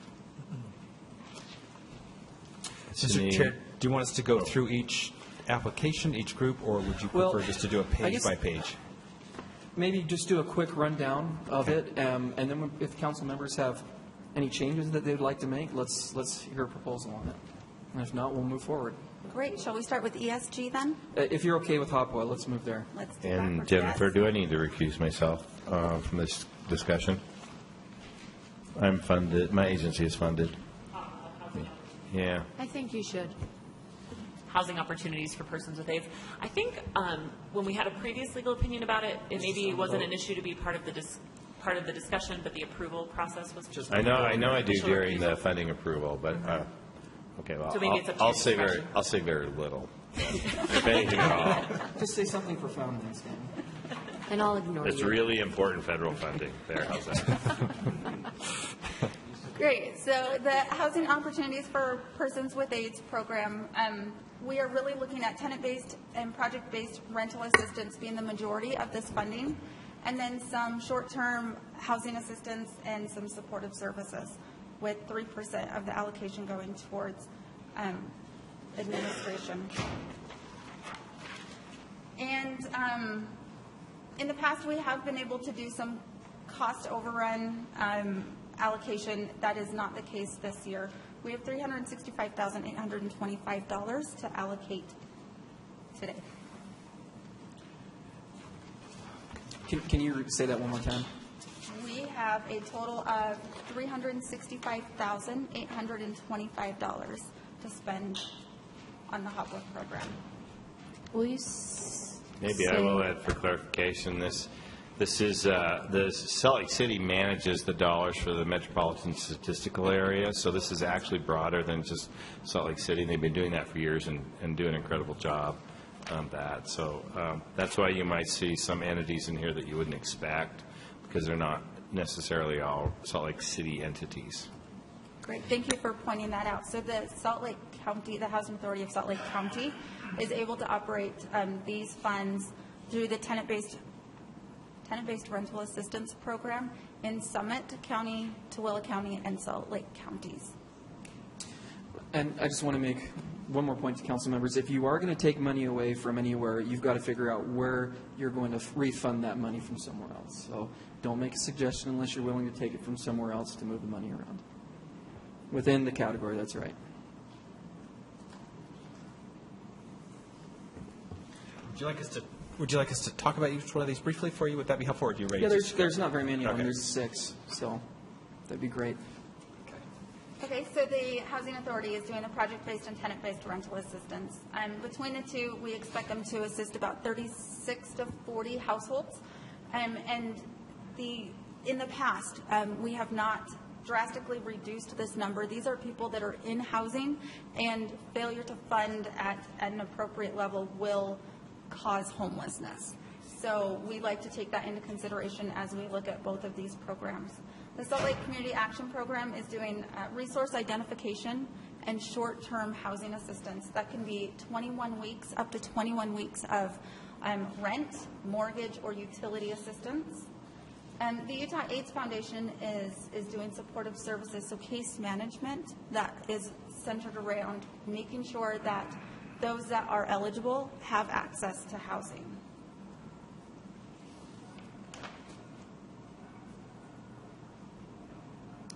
Great. Any questions on those? Yeah, is there any I don't. questions? Does anyone have any questions or any proposals they'd like to make? I just wanted a little more explanation on the cost overrun account. And it looks like historically we've had some, needed some, used it. We've used it in the past. We set that aside when we recognized that housing costs were increasing. And we didn't necessarily know where that could be used, between which housing authority. At the time, we had 3 different housing authorities that were assisting in operating the HOPWA program. And so rather than put someone into a home for a couple of months, we set that funding aside as more of an emergency fund so that we could use it as we needed it, as opposed to allocating it and having it sit there or provide just a very, very, very short-term amount of assistance. So you feel fine about a zero balance this year? We have run out. We've used it all, and so there is no more. But if we were to create some from the existing? You could. I would just caution council to consider that if you do take that from tenant-based rental assistance, you will be providing the opportunity for someone to enter homelessness. That's an interesting way to phrase I that. know, it started to come out wrong. Can I blame the braces? They do all sorts of weird things. Thank you. So council members looking to see if everyone is okay with the mayor's recommendation. I am. Yes. Let's do a thumbs up. If you're comfortable, straw poll this, moving forward with the mayor's recommendation on HOPWA. And just to be clear, that's for all 6. All 6. It looks like that is 6 thumbs up. Stan is abstaining. So let's move on. Great. So the home program, home investment partnership program, really to provide housing. So you'll see that every single one of these applications is going to provide or assist in providing housing. Salt Lake Community Action Program uses these funds for a tenant-based rental assistance program. Their program is really looking at helping 0 to 30% AMI with a little bit 31 to 60% AMI. CAP typically uses these funds to move someone into affordable housing. The Community Development Corporation of Utah has an application in for down payment assistance. This is where someone may receive up to $5,000 to achieve home ownership. They do expect to provide about 25 grants, and it's entered as a loan that becomes a grant after a certain amount of time. The home program does require that all home ownership opportunities are attached to a term of affordability, and so it's scaled based upon the amount of funding that goes into a particular project. So at $5,000, CDC has opted to state that if someone does not stay in a home for 15 years, those funds do get repaid to the city and then reallocated through this process. NeighborWorks has 2 different applications in. They are the exact same application with the requirements of having a nonprofit housing developer application. We have to allocate 15% of our funds from the home program to a CHODO. So in this case, NeighborWorks is the only one that has applied for that. The other application, both applications do the same thing. They are providing mortgages, first and or second mortgages, specifically in the areas where NeighborWorks is operating. Did you split those specifically so you could track the 15%? Is that why they're showing up separately? And it does have different regulations that follow that 15%. So we do have to be very strategic. Just on reporting regulations? Okay. Yes, all right, absolutely. Thank you. And then the Road Home is also doing a tenant-based rental assistance program, and they are taking folks that are in a shelter and moving them into housing. They do a different approach than Salt Lake Community Action Program. Theirs, they tend to have, these are the hardest to serve clients that they are assisting with these funds.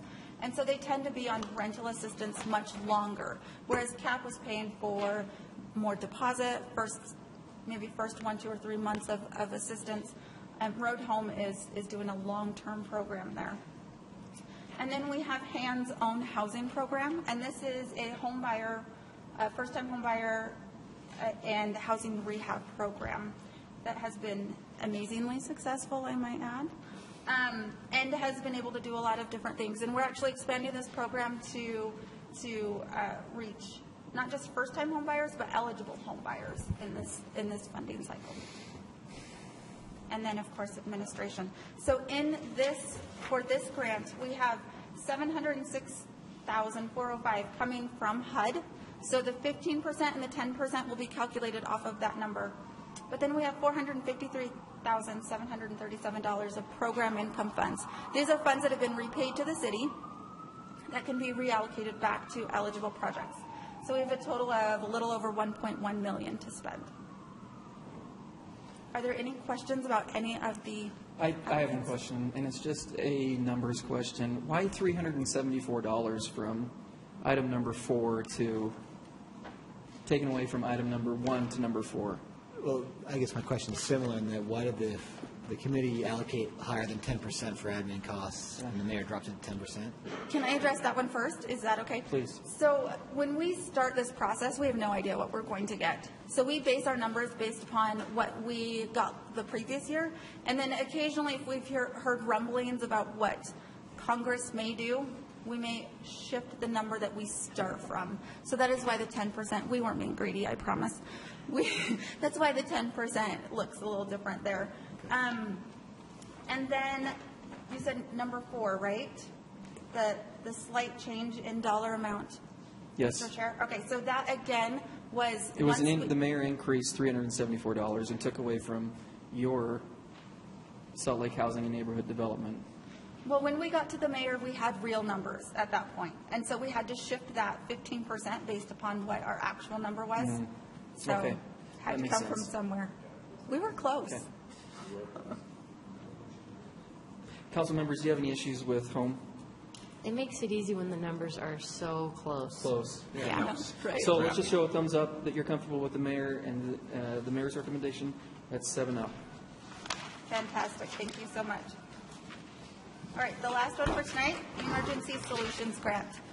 Like I said, this one went through a little facelift after 2010, and HUD shifted how this grant is being funded slightly. So part one is emergency shelter and street outreach. And under that, we have Catholic Community Services for the Weekend Center. That's providing the day, you guys are very familiar with that program, right? So the day center that keeps so many of our homeless folks connected within the community. The road home, in this category, it is shelter operations. So we're actually funding operational costs, utilities, repairs, maintenance, and security. Number 3, Volunteers of America, their Homeless Youth Resource Center. And again, shelter operations is what it is here. So rent, utilities, laundry machine, housekeeping, that sort of thing, building maintenance. And then we have Wasatch Homeless Healthcare 4th Street Clinic. And you'll see that they put in a request of $42,000. When we do look at CDBG, they put a very, very, very similar request under CDBG as well. And they're looking to get funding in one or the other place, but not necessarily both. Which one is that one? I'm sorry. The number 4, that's Wasatch Homeless Healthcare. Did we recommend funding them under CDBG? We sure did. We sure did. So this is a duplicate request. It is. So then did the CDCIP board, did they not recommend it in the CDBG? They split it between the two, but administratively, and we've spoken with 4th Street Clinic about this as well, administratively it is much more difficult for them to follow the ESG requirements than it is CDBG. So it costs them a lot more to get ESG funding. And it doesn't make sense to split it because then you have to meet those requirements for the whole amount, even though you're just splitting it, right? Yes. Yeah. Because it's a programming tracking cost, yeah. Well, it's a dollar-for-dollar match that they have to come up with, Right. which is non-federal, and then they have to input all of their homeless outreach interactions in HIMIS, and which is very housing related, not health service related. So they've just had some challenges with that, and we've worked with them through that this year. But moving forward, it really makes more sense to transition them to just CDBG funding. So, Mr. Chair, I think that this is a really important program, and so I'm fine shifting that to CDBG, but I'm concerned that we won't have that. We'll have that conversation separately. So, for me, approving the mayor's recommendation here solidifies the recommendation in the CDBG side. So I just don't want to see us stealing that when we get there. I just put a circle on it for my chart. It's number 35 on our CDBG list. Did you say, what'd you put on there? Don't take it away. Do not take it away. Don't tinker. Don't tinker. What number was that, Aaron? It's number 35. There aren't page numbers on here, but it's number 35. And the mayor recommended it at 40 of the 42,000 request. CDCIP didn't see it that way. So the last one in part 1 is the YWCA, the domestic violence shelter. So those, like I said, again, those cannot exceed 164,115. Is that magical? Everything else comes together in number. Mr. Chair, I would suggest before we move on that we straw poll the mayor's recommendations on this first section of ESG. Okay. Council members, if you are comfortable with the mayor's recommendation on this first section of ESG, show with your thumb up. Okay, that's unanimous. Thank you. Part 2, we move into homeless prevention, rapid rehousing, and administration. Salt Lake Community Action Program submitted a request to address rent assistance and provide stabilization services, the road home, rapid rehousing. So again, this is taking folks from the shelter, directly putting them in housing. And then Valley Mental Health did submit an application, but it was not eligible, so they were removed from this process. And then we have administration at 7.5% of the grant. And Mr. Chair, I would suggest we straw poll the mayor's recommendation on this second part of ESG. Great. Are there any, let's first see if anyone would like to recommend any changes. I don't see any, so thumbs up if you're comfortable with the mayor's recommendation. That's 7. Okay. Thank you. Success. Mr. Chair and fellow council members, the programs we just suggested funding here are really pretty incredible programs, and they specifically get to housing our high-risk populations for homelessness. The federal government is consistently declining. The dollar amounts are consistently declining. This used to be almost double what it is, what we're seeing before us. I just want to suggest that when we have conversations like providing more city funding, general funding for housing programs, or the possibility of redevelopment agency money for programs, we already have some really good programs that if we could find them some additional dollars, they could do some really great work. So we wouldn't have to recreate. We could, by just funding some additional money, expand our services considerably without having to go through the process of recreating a whole new program. So it's just something that I've been aware of, partly because of Micah Peters' comment that there's nothing that prevents us right now today from going into existing apartment buildings and asking them to partner with us on affordability. So I think it's a different way to approach some of the concerns we've been having about how do we get more money into at-risk homeless populations. Thanks. Fully agree. Thank you, Stan. So next week, council members, if you will come with suggestions, have allocated monies that you would be taking from the mayor's recommendation to the areas that you're looking at, just be prepared for that next week. And then one more thing, if any council members have any requests for additional information on specific projects, it's helpful if you can tell us sooner so we can have that prepared for next Tuesday. That's great. Thank you. And the services component is maxed out, correct, in CDBG? So if we take dollars, or if we add dollars in services, we have to take dollars from services. So it stays within the same amount. Maybe what would be good next week to do is the public services portion of that, because I think that's the first where you're going to have the most discussion. And then if there's follow-up items, we can have them for the final week. Okay. And then maybe the final week cover the remaining items and answer any questions. We're being really ambitious, Mike. We're trying to be done next week. We're going to try to be done next week. That would be fantastic. With maybe a little follow-up, but very minor We don't follow-up. want to have follow-up. We want to be done. Great. Mr. We Chair, like it.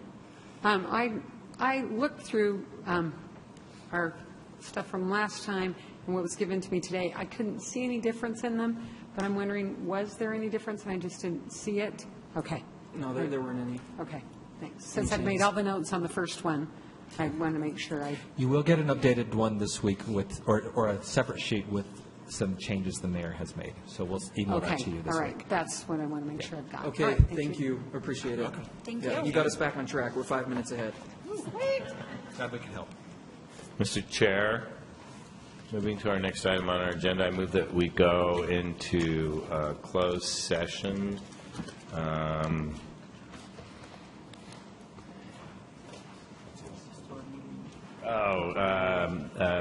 Client attorney privilege and property disposition are the topics, and that we do that during our dinner session. And strategy on collective bargaining. Thank you, Margaret. The motion's been made What Margaret said. to go into closed session for collective bargaining, security, and whatever Stan said on the third one. Client Second one second's been made by Councilmember Mendenhall and by Councilmember Luke. We'll roll call this. Councilmember Adams, Kitchen, Luke, I'm a yes. Penfold? Yes. Yes. Mendenhall. Okay, we are in closed session. We'll be having dinner in here as well. 30 minutes. Yes. No, we're Here. going to stay in here. We're staying in here. So you're going to close and then you're going to, Yep. then you're going to stop and then you're going to go. We're not No. going across. We're just staying here. It's basically just it's a limited formal meeting. Yeah, it's just a consent agenda, so. Great. So I do believe that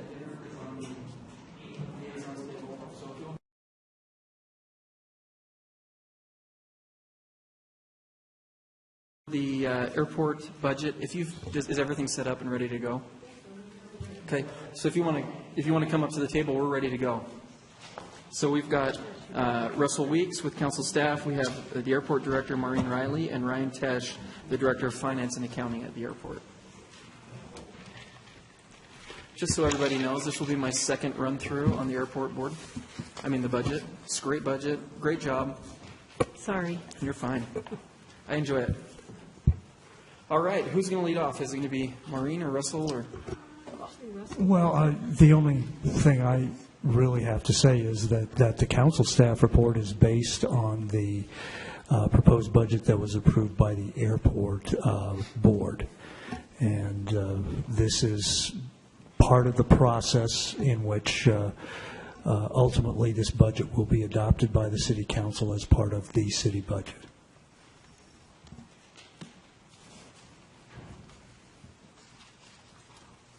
Okay.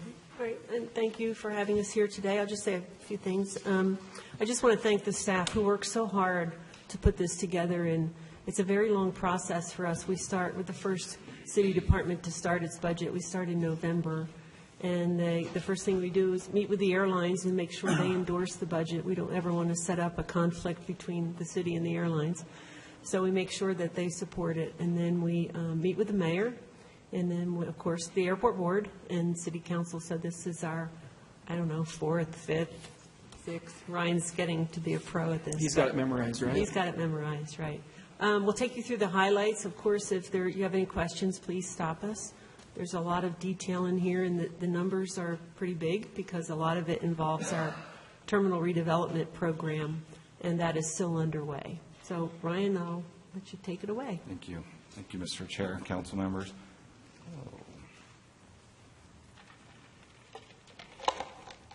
Fast forward it. So our first item were what were our budget goals and objectives for the year, fiscal year 2017. And as was mentioned, the primary budget driver is to continue to implement the terminal redevelopment program, which is a full rebuild of the airport. And so that's coming along well. The other item is to integrate our IT and utility infrastructure in the TRP design to get the groundwork laid to start building that and ultimately run two airports simultaneously. Another challenge is to continue to maintain the aging facilities. Some of them are more than 50 years old, and so there's just continual maintenance. And then last item is to accommodate increased airline activity as the passenger traffic and airlines continue to grow in Salt Lake. The first slide is this high-level overview of our operating statement. The far right, you can see for fiscal year 17, our budget, total operating revenue is about $155 million. From that, we do have a passenger incentive rebate with the airlines, where we give them approximately $1 in revenue sharing for every passenger they bring through the airport. That's approximately $11 million is our budget. Operating expenses will be approximately $97 million, which will leave us with net operating income of $46 million. We will receive some money from PFCs, which is the passenger facility charge for equipment. We do have some money in the bank, so we are expecting to earn some interest income. And then our capital equipment expenditures of $6 million will leave us with an increased airport reserves of approximately $45 million, which, as you can see with the forecast of 16 and 15, is in line with historical trends. So that increased airport reserves will ultimately be reinvested in the airport.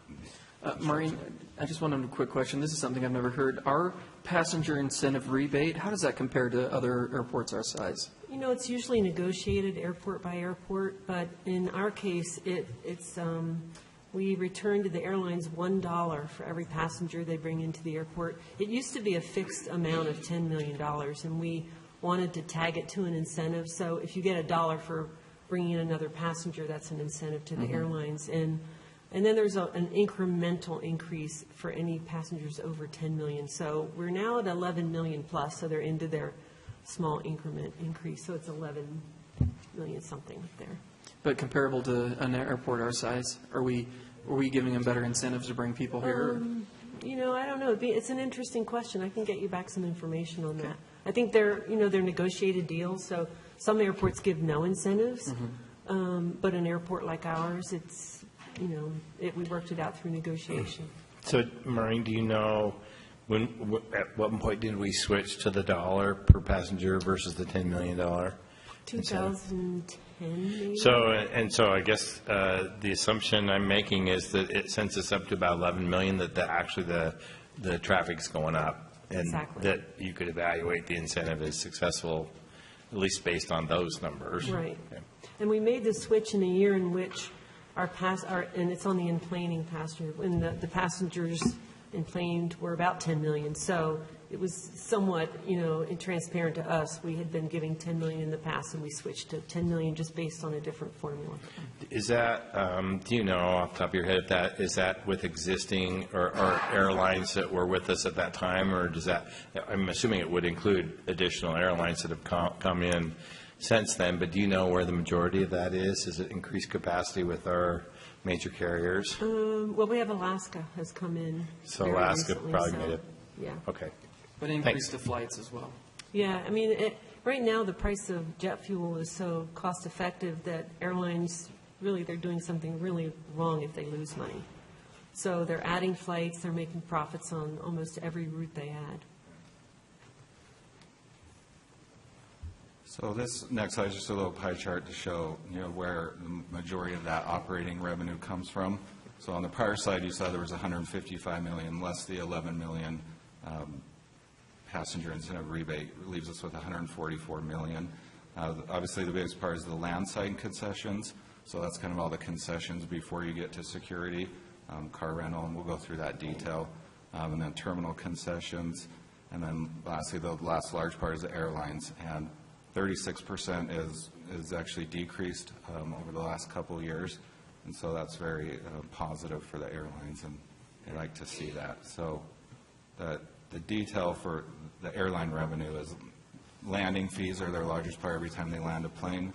There's a fee for that, and then the terminal rents, they're the rental space they use in the terminal. So those are the two largest, and then again on this we break out the airline revenue sharing, and then some other miscellaneous charges. And so that shows a total airline revenue of 52 million. As we had to mention, what are our total in-plane passengers? 2015, the actual was 10.8 million. For fiscal year 16, we're forecasting 11.1 million. And then in 17, you do kind of see a little decrease. And that's because we use the airlines' numbers for their forecast. And they're typically a little more conservative, so we'll expect that to increase a little. And then this is based on our airport use agreement with the airlines. Based on our budget, we determine what the amount we'll need to charge for terminal rents, which is $1 per annual square foot, and then our landing fees is just the plane weight per 1,000 pounds. And so it is increasing a little, but I think it is in line, as we saw with prior years, the expenses related to those. A big metric that the airlines focus on is called the cost per in-plane passenger. So how much does it cost to fly a typical passenger through the airport? And this is just a good 10-year trend to show that the airport's done a great job at maintaining those costs very low. In comparison, like Phoenix is at $6. In the past, you've shown us some comparison to other airports, and we're significantly lower. And that continues to be our trend, isn't it? Continues to be the trend. It's because we have not yet issued any airport bonds. Once we issue debt, that will go up. But it won't go up much. I mean, if you think about it, it's still so affordable. And that's because the airport and the city are contributing so much to this program. And another large source are passenger facility charges and customer facility charges for the rental car piece. So in the end, there's not very little, but there's less that drops into the airline bucket. Well, like you mentioned, like JFK is around $25, $26. So so we're still considered very. You don't get to compare us to Yeah. JFK. Although I appreciate that. So on the pie chart, we mentioned briefly some of the concessions revenue. This is just some more detail on that, where that breaks out. So as I mentioned, our largest is the landside concessions, which is that auto parking, that top number of the budget we're requesting for 17 is $33.9 million. Car rentals are also a great source of revenue for the airport. That'll be at about $23.8 million. And then ground transportation, taxis, Uber, Lyft, about $2.6 million. And then on the terminal side, food and beverage, about $10 million, retail, almost $6 million. And as you can see over the years, there's a great trend of those increasing year over year. So that's very positive. Yes? That increase between 2015 actual and 16 forecast on ground transportation seems like a greater percentage increase than most of the others. And does that have to do with the peer-to-peer, with the changes to our ride sharing? Yeah, that's a great question. So they've only been in picking up at the airport since September, October. They've both been on. So the last 2 months, there's been about $30,000 worth of revenue from Uber and Lyft. And I understand it started at 10,000 the first month, and Correct. Approximately. Yes. So Yes. significant growth. Correct. Yes. That's exciting. Yeah. So we hope to continue to see that growth as well. So the 17 budget might be a modest. Correct. And your food and beverage and vending, did that go up significantly when you rebid out the concessions at the, so that went up in 12? Yeah, it was over an 18-month process. I think we were all completed in early 13. Yeah, 13? 12, 13. But it made it jump then, Oh, it and did then make it's it jump, it's yeah. been pretty consistent. Yeah. Thanks. And they're very popular, and we get, there's a lot of revenue generated, a lot more by those owners of those concessions, too. Well, and I've heard from some of those individual concessionaires, the restaurants in particular, it's their most successful location in the state now is the airport location for a couple of them, so. That's great. Yeah, so we're very optimistic with the increased passengers and foresee that to continue. So the operating expenses, our salaries and benefits are our largest expense, and that's historically been around 50%. And then the miscellaneous, maintenance contracts, materials, and supplies, and we'll look at some comparisons on that. Again, salaries are our largest expense, so the budget we're requesting, we had to include some assumptions, and that includes a 3% salary increase. Medical insurance would increase by 2%, and then assume retirement rates to remain flat from the information we've received. So that's And I know you do this, you actually propose your budget before contract negotiations, so it's just a placeholder at this point. Then you typically match, well, you always match the city's negotiation and their increases. Yes. So when that happens, and I don't know what the difference might be, how does that impact your budget going forward? Because actually, it wouldn't, because you would modify that before we'd actually approve it. Well, Yeah. what happens is with the airlines, we go through a settlement process. So after year end, when all the financials are done and we know what our actual costs are, we go back in, meet with the airlines, and they either owe us money or we give them a credit. So there's a process Okay. that adjusts to actual. Okay. Thank you. Okay, and then, as I mentioned, the other operating expenses, just the more detail on those line items. Just kind of nothing really unusual. It's kind of an overall trend, a little uptick in expenses overall, and so that total is also $48 million for those other expenses. Capital equipment, as I mentioned previously, is about $6.2 million that we'll expend this year. How that kind of breaks out in the pie chart is this replacement fleet, new fleet. The larger purchases, the El Dorado shuttle buses for the long-term parking. We're we do need to replace about 3 of those, and that will be $1.5 million. We do also need a new snow blower, which will be $750,000, a structural fire engine of $700,000, and then we also need to replace several cameras and the storage for that, and that's at $621,000. Those are just the larger capital equipment and then normal replacement of the vehicles. Any questions on that? Great. So our capital improvement program, we've budgeted for fiscal year 17 $252 million. The pie chart on the left shows kind of how that will be funded. Most of that will be from airport funds. We will receive some money from PFCs through the passenger facility charges. Every time an in-plane passenger comes through the airport, we do receive money for that. CFCs are the rental car facility charges, and then AIP grants, TSA grants are another small portion. The pie chart on the right, you can see the majority of it is 43% is continued work on the terminal redevelopment program. And then, as we mentioned, there's maintenance for terminals, airfield, auxiliary airports, landside roads, so just additional projects there. And then the 30% is kind of a placeholder for the North Concourse, which would kind of be the next phase of the TRP. That's kind of a placeholder for planning and design for that process. Well, like Ryan said, it's a placeholder.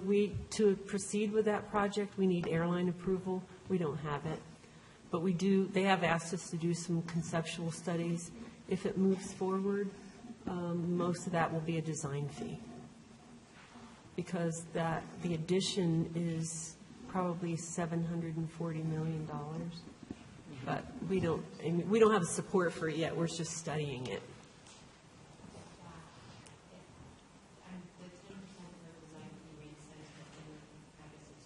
A lot of money. Big numbers, yeah. But what's happening is like we said, the demand is growing so fast, and airlines are actually now using more gates than they lease. So they're in what we call preferential mode. They actually have to share. So, and it's contractually they're required to do that. So if Delta does not have a plane at one of its gates, it has to let JetBlue use that gate. So far, we've let them work that out among themselves, but at some point, at many airports, the airport staff actually has to come in and start managing that gate allocation. So, Maureen, is that going to impact our design? Because when we went into this 4 years ago, we were looking at probably a little different number in the number of gates we were anticipating coming on in phasing. Does that impact your design? Are you looking at more gate options in the early phases? Yeah, what it will do, the big impact will be, it's really in lieu of renovating concourses B, C, and D. So that won't happen. Instead, they'll be demolished and replaced with new gates. And in this scenario, if this happens, all airlines will be at new gates. So no airline will have to occupy a renovated gate. Got it. Okay. Thanks.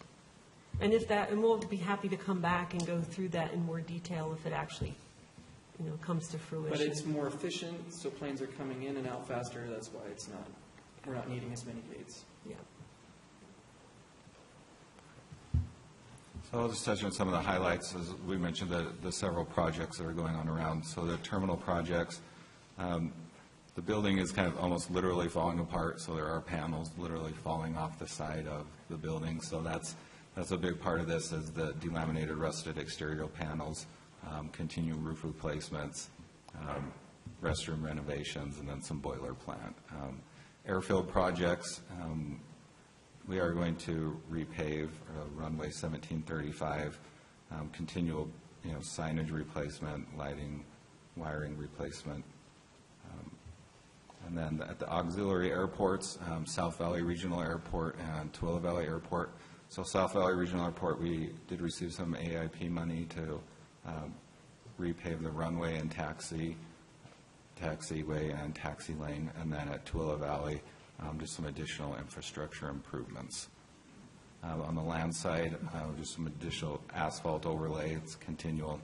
Every year there's something. And then we are looking at a new parking access revenue control system, which is the parking system for all the parking, the daily parking in the long-term and garage. And then, as we mentioned, the terminal redevelopment program of $109 million is just the next kind of phase for everything that'll come online in the future. And then, as we've already discussed, the North Concourse is $75 million. And then this was just some additional detail on the $109 million, if you wanted to look through that, where the money's going and how that will be funded for fiscal year 17, the specific items. Because if you remember last year, the budget we brought forward was $1 billion, and so that was for most of the work and just some additional budgeting. This was just a recent photo of where we're at today. As you can see, the new rental car facilities are in. They've started to move in. And this is what it will look like in 2020 and later. Are there any other questions? It's not very far away. No, it's not. Mr. Chair, we don't get to have the airport folks here all that often, so since we do, I just want to throw out one thought that I have. I know about a year ago, we started putting up signs on the area where you collect your baggage to tell people what the maximum was you could be charged to downtown. Do we still have those signs up? I believe they're still there, yeah. And I would just love to suggest that we add to that. You can also reach downtown by taking tracts for $2.50, and that people can pay $35 to take a cab, or they can pay $2.50 if they want to haul their own bags. And I just think that would be a good way to encourage people, especially when we're working on our clean air all the time, to do that. And I think most passengers are completely unaware that that's an easy way to get downtown. Yeah, sure, we can do that. All right. Hi. Erin. Thank you. And Lisa, I completely agree. It's not often that we get to have you in front of us, so slightly unbudget related. Two things. I was passing through the Phoenix airport recently, and I appreciated a welcome from the mayor, and then I heard one from a council member, and then I heard another council member in different terminals, welcoming the people in the terminal to the city and to the specific terminal, and wishing them a nice day. And I'm a geek about city council, but I thought it was a pretty cool way to connect people with people at the city who are making. I have not yet been recorded, and I'm offended. None of us have, but in Phoenix, you would have been. So anyway, I would like to offer our 7 voices. We could do an a cappella thing, or in chorus, not individually, but in chorus. It was kind of a cool thing. And then a second thing is more of an HR issue, but I need to bring it up because I think I brought it up a year ago, which was something I've been hearing from employees, and they've circled back around and have told me again that they are issued an employee transit pass, as we all have access to as Salt Lake City employees, but that they are unable, many of them who work in maintenance buildings out of the main terminal have a difficult time getting a ride from those buildings. Mm-hmm. I think you know what I'm talking about. Right, exactly. And that there were some changes made, but basically it doesn't feel equitable to them. They still aren't able to access transit, that the option that was given to them is unreasonable, to leave a vehicle basically at the airport for transportation back and forth to the bus stop. And so I just wanted to bring that up because it isn't in the spirit of the law, so to speak, of what we mean by issuing transit passes to our employees, but then not allowing them connection to the transit stop at their place of work. So I just want to bring that up. You don't need to respond right now necessarily. No, we have looked into that, and we've actually asked for help from the city attorney on that, because there are some labor, working hours issues. There's some, kind of concerns about that, but we can look at it again. I would love to not bring it up next year with you. So if someone wants to get back with me about that before next year, that would be great. Thank you. Any other questions? Okay. All right. Thank you. Thanks. We're going to move on to item number 11.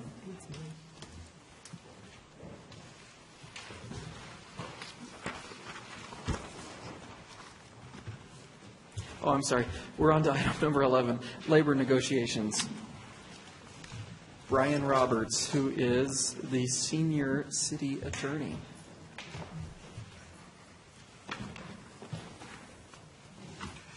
Good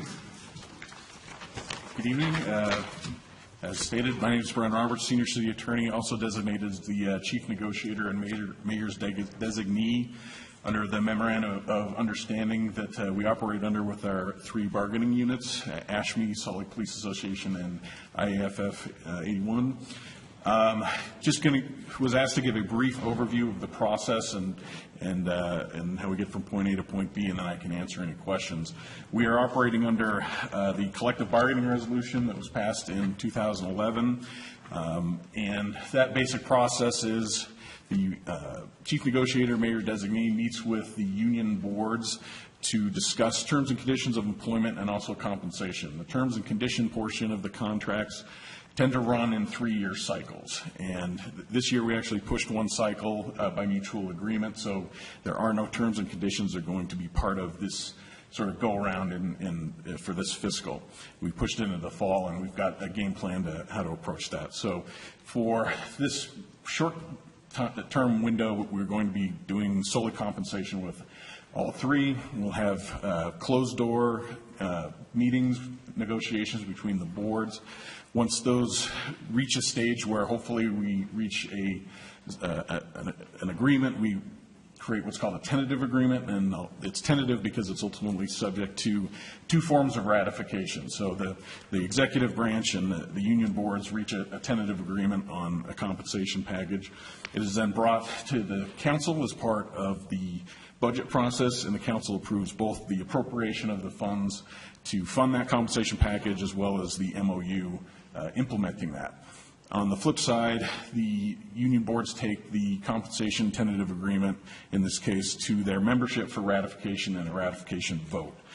Assuming both of those things happen, the contract is executed, and we go from there.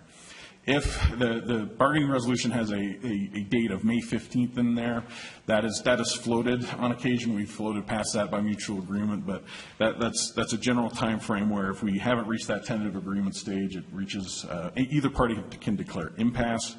At that point, the bargaining resolution dictates that the mayor and council basically work together to resolve the issue to implement a compensation structure.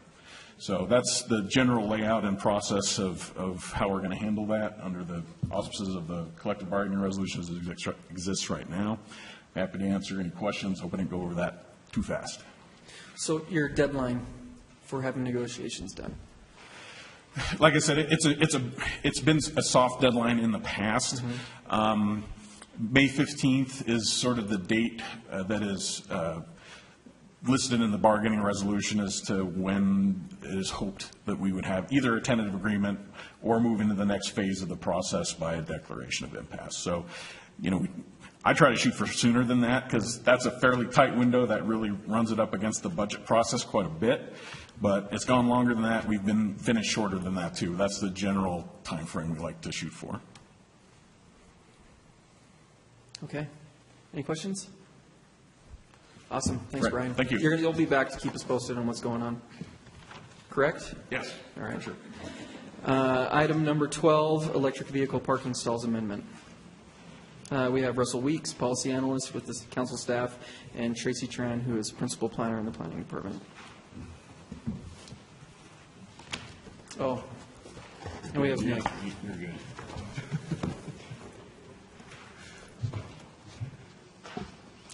So, Mr. Chair, after the last discussion, you asked the administration council staff to get some information, which both sides did and included in the written briefing reports and new transmittal. The new thing tonight, Mr. Chair, is that the administration transmittal contains 3 options for the council to consider as far as an ordinance. And if you'd like, we could go into detail about those, but if you've read them, there's no sense in staff reviewing them. Well, Russell, I'm okay with reviewing it, just so that Okay. those who are watching can follow along as well. What are the three options? Well, the three options are, the first option is the one that was recommended by the Planning Commission, which is to limit the location of electrical vehicle charging stations to new multifamily housing structures or renovations of older buildings that are in excess of, I believe, 5,000 square feet. Is that correct? The second option is to apply that, is to have include multifamily vehicle locations, but not necessarily require that the charging locations be wired with wire. It leaves an option for conduit. The third option is more extensive. Besides multifamily residential structures, it would apply to hotels and motels, hospitals, colleges and universities, and office and related uses. And again, I believe I'm correct in saying this, that you could these charging stations could either be wired for use, or they could contain only conduit For future use. For future use, yes. And that that was one of my big concerns, was that we don't discourage the installation of conduit for future use, because that could be a significant cost, but it gives a break for that initial installation where they may not have the demand up front, but we require them to put in the capacity for it down the road. Because we really don't have, I'm just sort of refreshing my own memory about this. We don't really have any way to go back once a building is constructed to say we want you to install electric charging stations. Our only opportunity is right up front, correct? Correct. And we'll actually hit on a lot of that in this presentation that we've. Yeah, if you want to hear it, I guess. Yeah. You want to go through it, or you want to? Let's go through it. Okay. We'll make it quick. Yeah, it'll be brief, but Electric car. Oh, You should be paying attention to where I've you got want a to plug in. soapbox. No, I want to talk about this. So my name's Tyler Polson. I work in sustainability on a variety of energy items, and joining the planning staff tonight to present on this. And so for the presentation flow, I'm just going to provide a quick refresher on electric vehicle charging and related trends, and then Tracy's going to get into more specifically the ordinance and some of the options within the staff report. So as a quick primer, there's really three types of electric vehicle charging. This is a picture of some level 1 charging over on 800 South, and that's just essentially a basic 120-volt plug. The downside to that is it can take up to 20 hours or even longer than 20 hours to charge an electric vehicle. The upside for level 1 charging is really low equipment costs, hundreds of dollars for the equipment.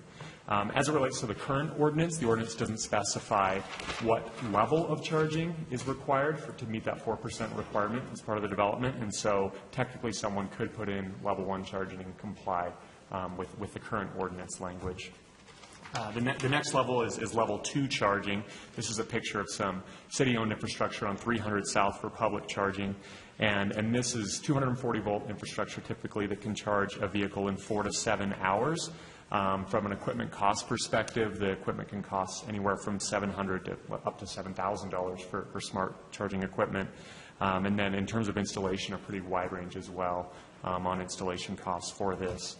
And with this level 2 infrastructure, we've seen a lot of demand within the city. In particular, we see it a lot with our public infrastructure we have. So along 300 South, you typically see a car charging there, and in the instance of this picture, there's a car charging and another one waiting for that same stall. And level 2 infrastructure is typically what a homeowner would install if they were to own an electric vehicle to get that charge in 4 to 7 hours and not be reliant on a level 1 plug.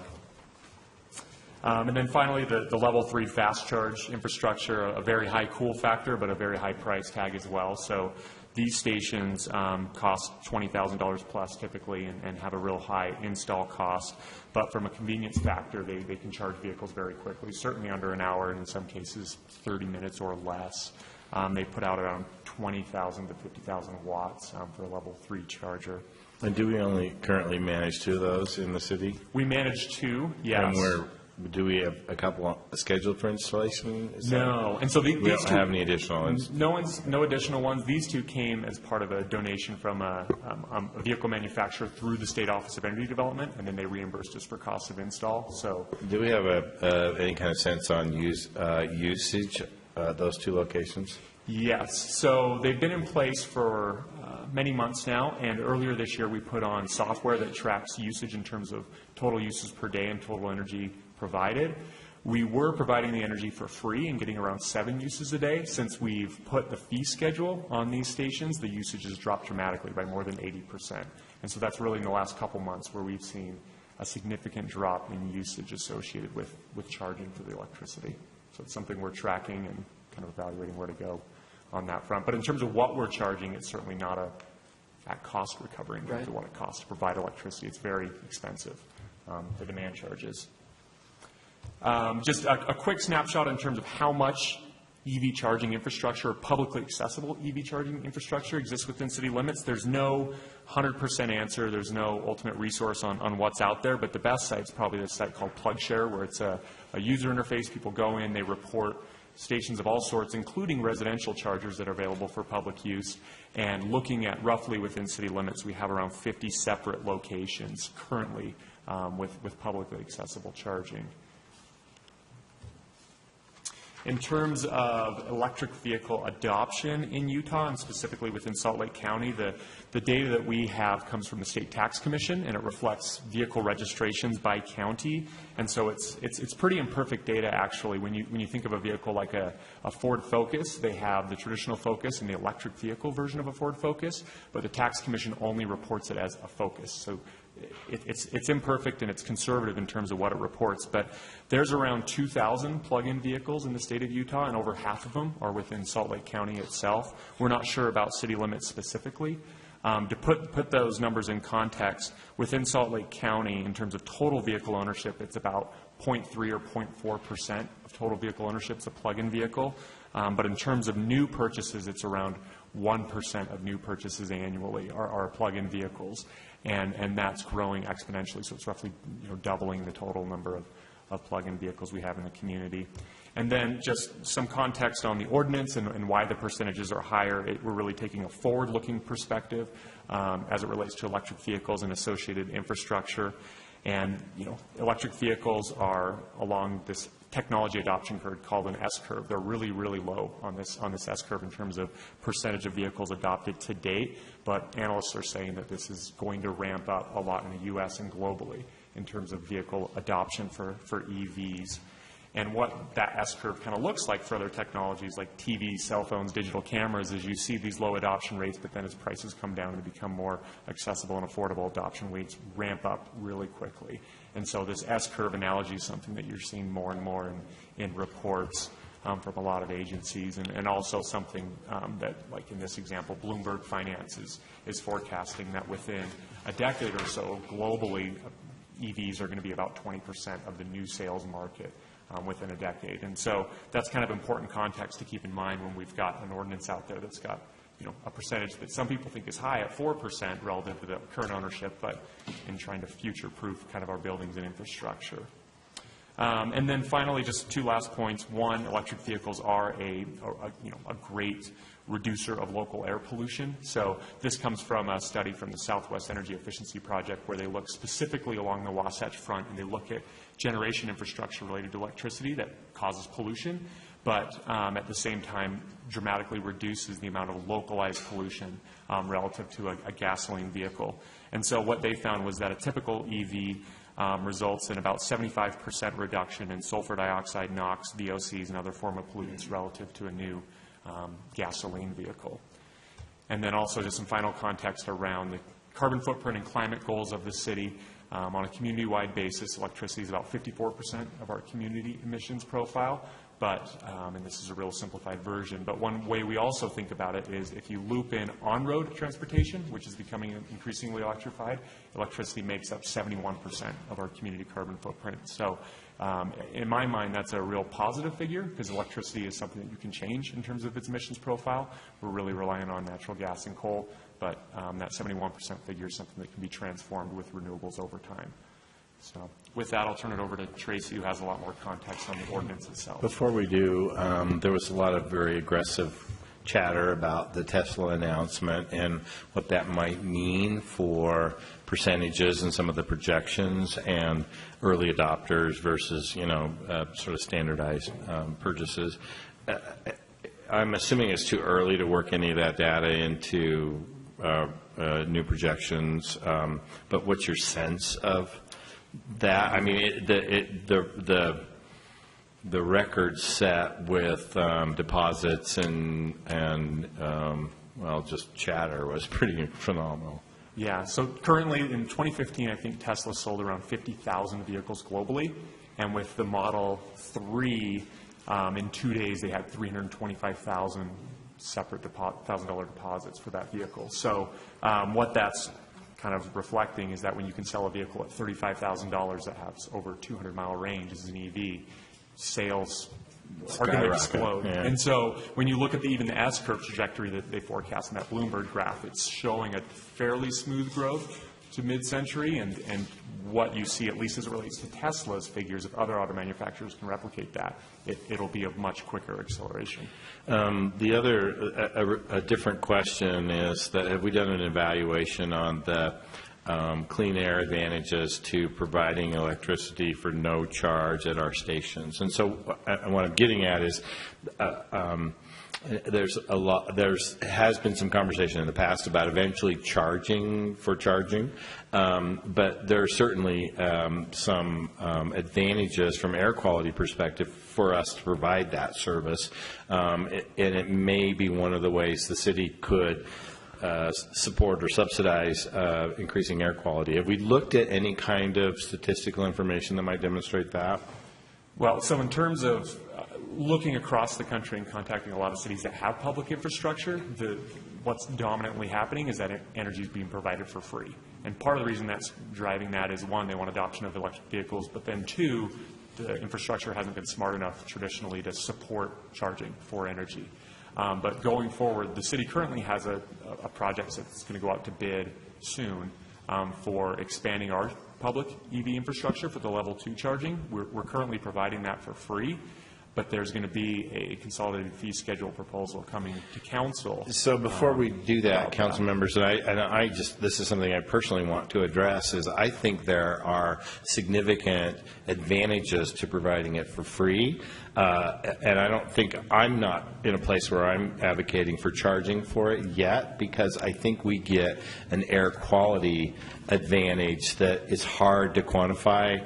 But I'd like to try to quantify it, and it feels like one of those few things we can do to help with air quality that is incentive based. And so I'm really interested in keeping it free at this point. So that's just a personal perspective on that. Mr. Chair. Yes. And I am actually interested in seeing what how effective it would be if we were to charge for it. I mean, the reality is, these cars are, $35,000 cars. Not everyone can afford to purchase a $35,000 car, and so subsidizing fuel, even though it does make sense, ecologically, is that really the right message when we're struggling figuring out, how we're going to be allocating money for affordable housing, how we're going to be where we're going to be doing that, if we're going to be putting more money into it. If we're going to be subsidizing something, I'd rather subsidize housing as opposed to charging for cars that a very small percentage of the population of the city can actually afford to purchase. James, can I Derek and then Aaron. A quick question. Are you seeing nationwide any private enterprise charging for electric vehicle charging stations, like gas stations, for instance, installing some of this infrastructure? Are you seeing any of that? So what we see predominantly in the market is for that level 2 type of infrastructure.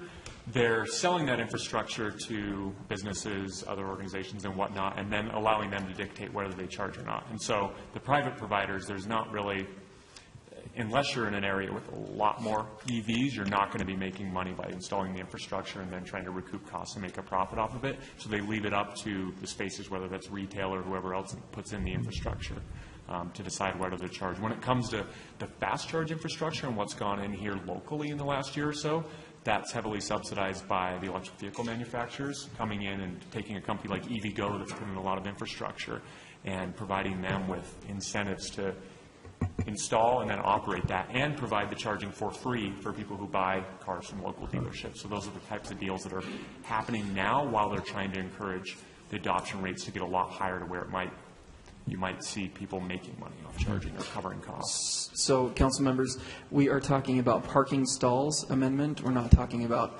subsidizing it yet. So let's stick to the issue at hand, which is one of the 3 options that we've got. So, Aaron. Yeah, Tyler, you are so good at your job. Can I say that in this public record meeting, that we are lucky we stole you from Park City? And you did a great presentation. I think any one of those slides could have sufficed a really robust discussion on this. So thank you for all of that great information.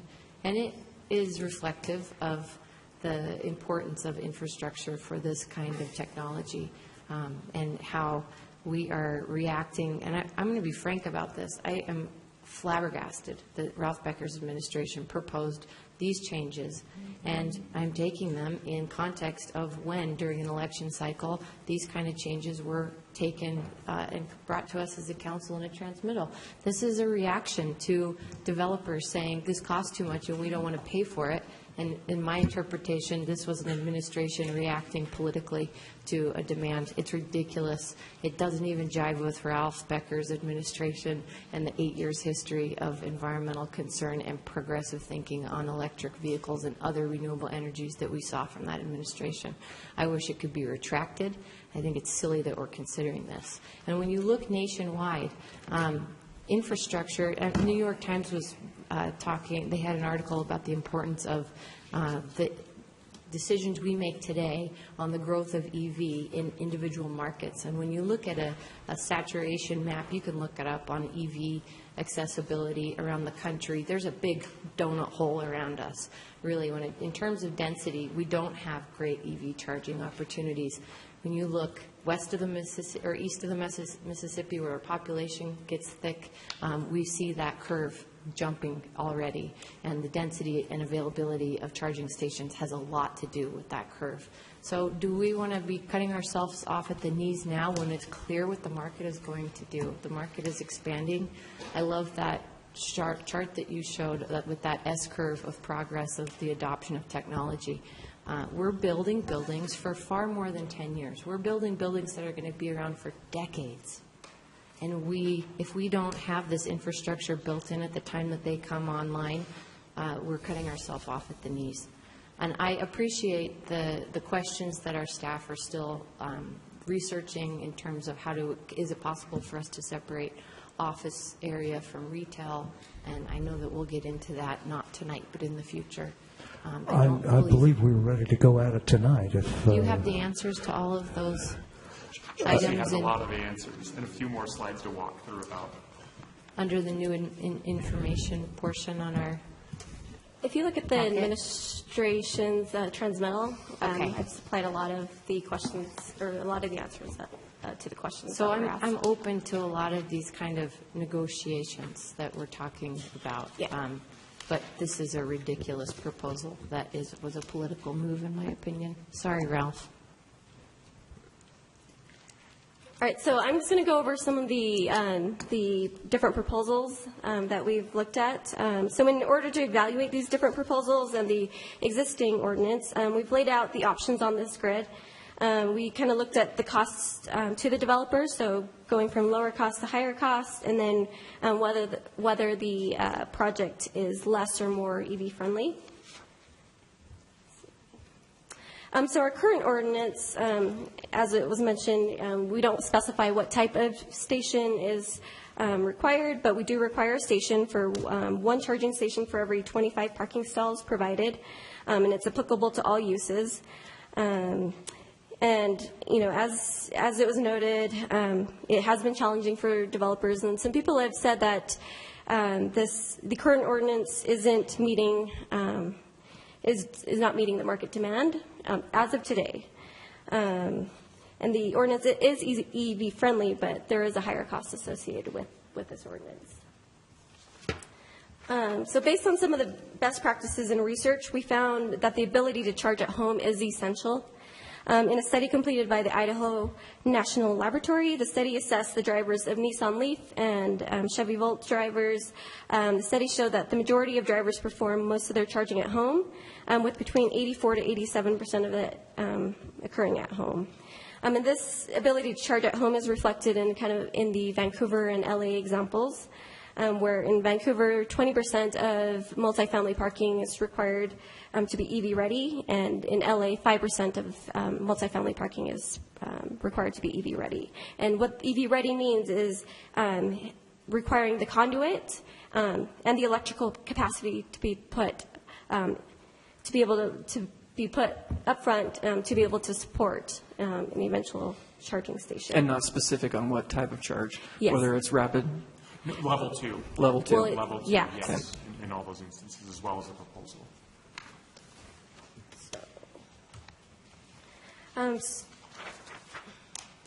So option 1 and 2 are based off of the study and these best practices, which focuses on multifamily uses and making them EV ready. Options 1 and 2 are basically the same. So option 1 is the straight planning commission recommendation, but based on some of the conversations and some of the meetings that we have had, we've noticed that the language is a bit confusing on that option 1. So we added an option 2, which just clarifies the language a little more. Just states that we require the conduit to be able to accommodate the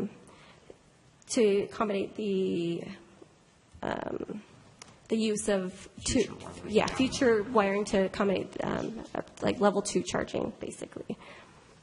And so, again, all of these proposals kick in once for all new buildings over 5,000 square feet, and then any major expansions to these buildings. And then these do have a bit of a lower cost because we're not requiring the actual charging stations, but we are requiring the conduit to be in place to be EV ready. So Tracy, what would be the trigger for them to actually have to install the charging station? There isn't a trigger in the ordinance right now. So basically, we'd pass the ordinance, people would just put in the 4% and never put in a station. It would be a market demand. Right. But if people are, basically, the owner could go the entire length that he owns the building and never put one in. Yeah. That's correct, Mr. Chair, but the capacity of the building to be wired would remain.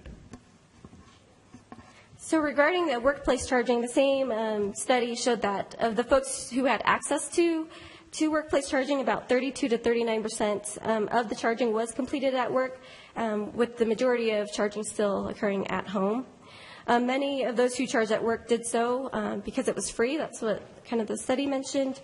And then according to the study, those that charged at work usually did so to extend their driving range. And although most people did not charge away from home. So a policy question might be is workplace charging needed, or if it's free, are people just taking advantage of it? So the need for workplace charging could also be reduced if as the vehicle ranges increase. As Tyler mentioned, we're expecting cars that are going to be able to go 200 plus miles without a charge. So that's just something to consider. So the proposed option 3 focuses on parking being EV ready for home and workplace. We did this the best we could within our parking chapter, and try to make it easier for developers to kind of look at the parking chapter and to see how we could make certain uses also require these EV to be EV ready. And this proposal is kind of based off of New York City's EV requirements, which states that 20% of all off-street parking in all new buildings and expansions are to be EV ready. However, New York's requirements aren't applicable to any retail or restaurant uses. It's also waived if it's a temporary parking garage, and it's not applicable to any parking garages that are associated with units that have more than 50% affordability. And if I may, Mr. Chair, the reason I think it's not related to retail is that those level 2 stations require at least a couple of hours to get a decent charge. And that's why it's more conducive in workspace where people have their car parked. They're, part of the 95% of the time they're parked is at work. Obviously, you haven't been shopping with Lisa. No, I'm just teasing. Thanks, Russell. I have no shopping genes. So this option 3 is focused on multifamily, but we've also included the following uses: hotels, motels, hospitals, colleges, universities, and office and related uses. So we hope that would capture a lot of the workplace and multifamily uses. So overall, this would add a little bit of higher cost because it's expanding to a few more uses, but it is a little bit of lower cost than the current ordinance. So the current ordinance doesn't really accommodate multifamily at all, does it? The current ordinance? Yeah. The current ordinance requires it one for every 25 stalls provided for every use. Installed. You need to have So an actual one of station. the differences here is that it's EV ready, not installed. Correct. Enforces the level 2 EV readiness as opposed to. And our current ordinance just doesn't call out level 1, 2, or 3. Right. No, and typically developers will go for level 1, and Really? Because it costs less? I can't imagine that. And we know there are lots of different options, but we kind of try to focus these options on the research that we've seen and the conversations that we've had, where the EV market's headed and where the EV technology is also headed. There is also a gap with kind of the multifamily. Based on that study, the majority of charging is done at home, but people who don't actually own the parking spaces and whatnot aren't really able to install a charging station if they wanted. So, I'm just going to skip through that. So, kind of after the Planning Commission,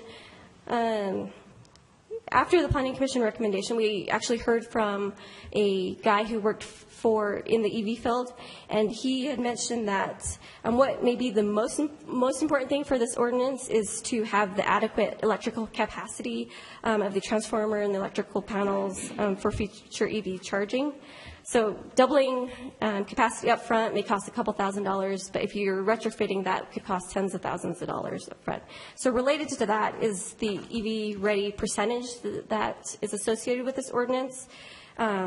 So, if that 3% isn't enough to meet the EV demands in a few years, there's going to be a high cost associated with trying to retrofit again in a few years. So finding an appropriate percentage to accommodate the future EV may save a lot of money in the future. So right now, New York, Vancouver require 20% of their parking stalls. LA requires 5%. EV ready only, yes. So to clarify, that last proposition is not among the ordinance or the options presented. Is that correct? It's not one of the official ordinance options, but this is something you might want to consider with the percentages, just from what we heard after the Planning Commission recommendation and the additional information that we've received. So it's not in our current ordinance that capacity issue is not addressed.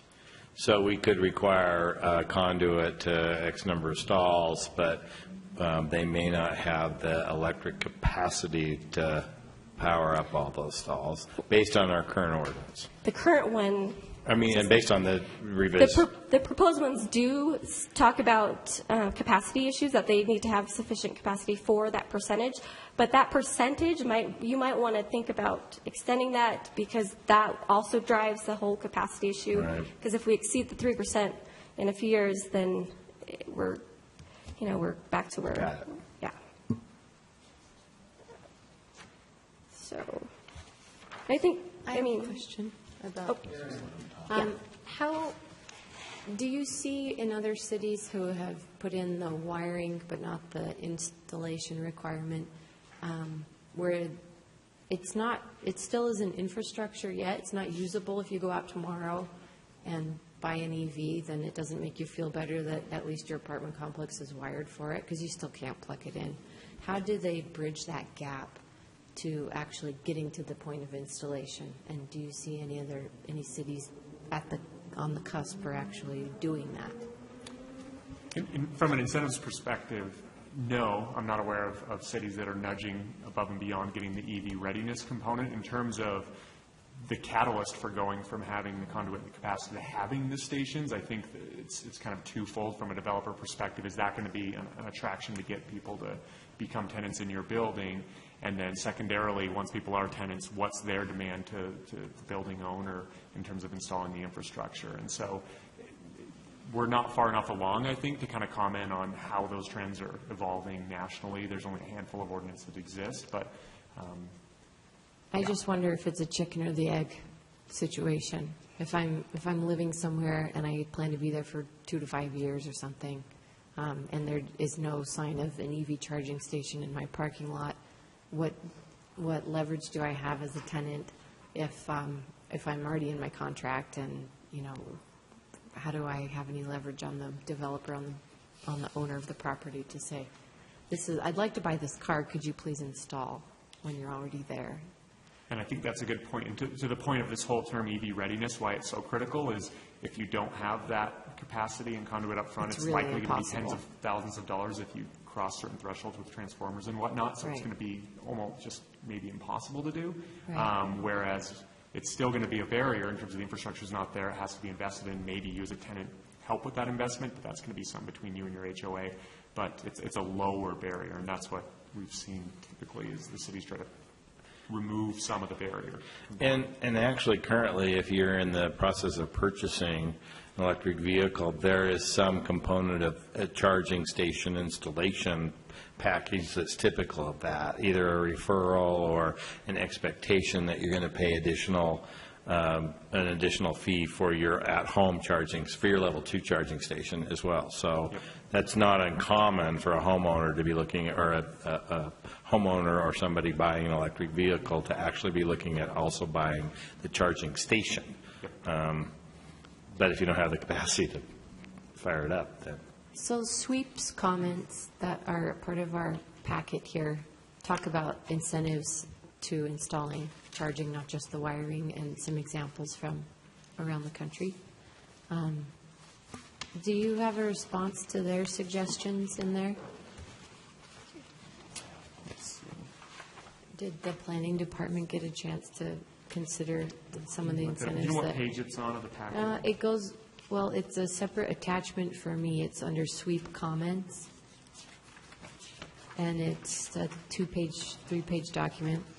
And these particular parts are at the bottom of the first page and the top of the second page.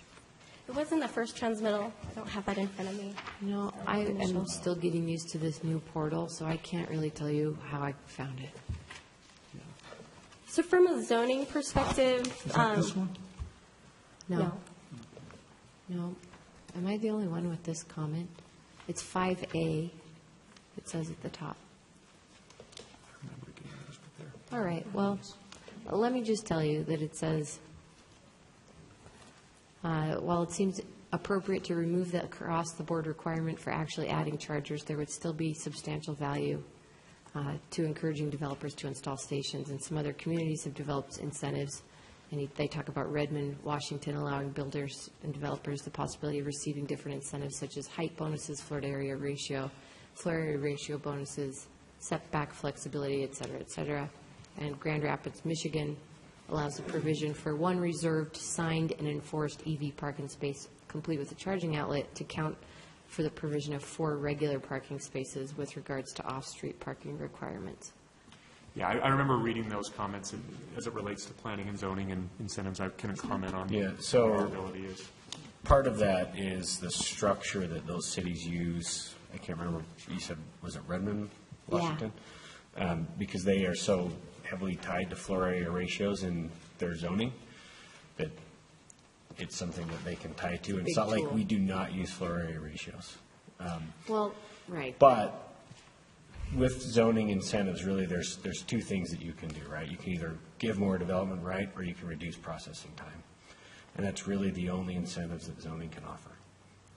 So part of that is the value of adding something. Does it offset the impact of that incentive? So, for example, if you're going to add building height, where are the appropriate zones to do that? We know that there's a number of zones where that would be problematic.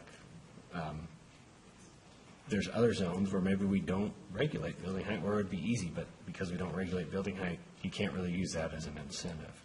So it's a pretty complex type of analysis to figure those out. Sure, and incentives are, I didn't mean that we should adopt these verbatim. I just wondered if planning had had the opportunity to explore maybe with sustainability what kind of incentives we could work in to actually get chargers in where there's really the option to do wiring or a charger. Anyway. It's getting kind of quiet around here. Any other questions in regards to electric vehicle charging stations? Okay. I'm sure that we're going to have him come back as he's clarified anything this evening in regards to this. We'll go over more options. Ouch. And we will come back. Mr. Chair, what sort of options might need to be addressed? I'm just going to suggest that council might want to ask the current administration to come with a policy, some policy options or something. I think that'd be a good idea. Also, I'd like to see some tie-in to this percentage of stalls versus capacity long-term, because I don't think we sufficiently address that. And so if we're going to, we should do it now. So do we want to put a 10, 15, 20%, 10-year capacity up front on this, but maybe not require that same number of stalls immediately? I think there's some exploration to do in there, because it's my understand from what I'm understanding is we really don't call that out right now. We call out a capacity for the required stalls today. I mean, that they would have to be EV ready. You'd have to have the infrastructure, electrical infrastructure in place to power up your stations as required, but we're not at a 20% requirement level. Right, and I'm trying to think through part of the how we would possibly project that out to, and maybe I'm misunderstanding what you're saying. But. So as we're looking at capacity today versus capacity 10 years from now, if we don't look at the ability for the electrical grid to provide 20% in 10 years, then we're looking at a huge infrastructure cost to install that after the fact. So do we want to consider that even though we're only saying a smaller percentage of stalls EV ready today, that we want to have you install the capacity to go up to 20% in 10 years. Yeah, and that's part of option 1A and 1.2 would be that comes along with the 20% transition. So the only thing we're looking at is 20%. So yeah. I'd like to, I don't think we compare very well to New York or Vancouver. No. I'd like to see some other, but 5% in LA seems low, so perhaps we should look at some other percentage of that as a reasonable expectation today. I don't know what that is. Well, maybe we can do a quick straw poll, just so we can find out where council members are at, and the first one would be if we're comfortable with the current ordinance. And council members, if you're comfortable with the current ordinance as is, let's see a thumbs up. And if you're not comfortable with it and would like to see the change, put your thumb down. Okay, so that is 2 up in favor of the current ordinance. Oh, Derek, that's 3. We've got 4 down. So we had Aaron Mendenhall, Stan Penfold, Derek Kitchen, all in favor of the current ordinance. From there, we can go to the option, the third option, which would apply to hotels, motels, hospital, colleges, universities, and office and related uses, as well as multifamily structures, for the 20%.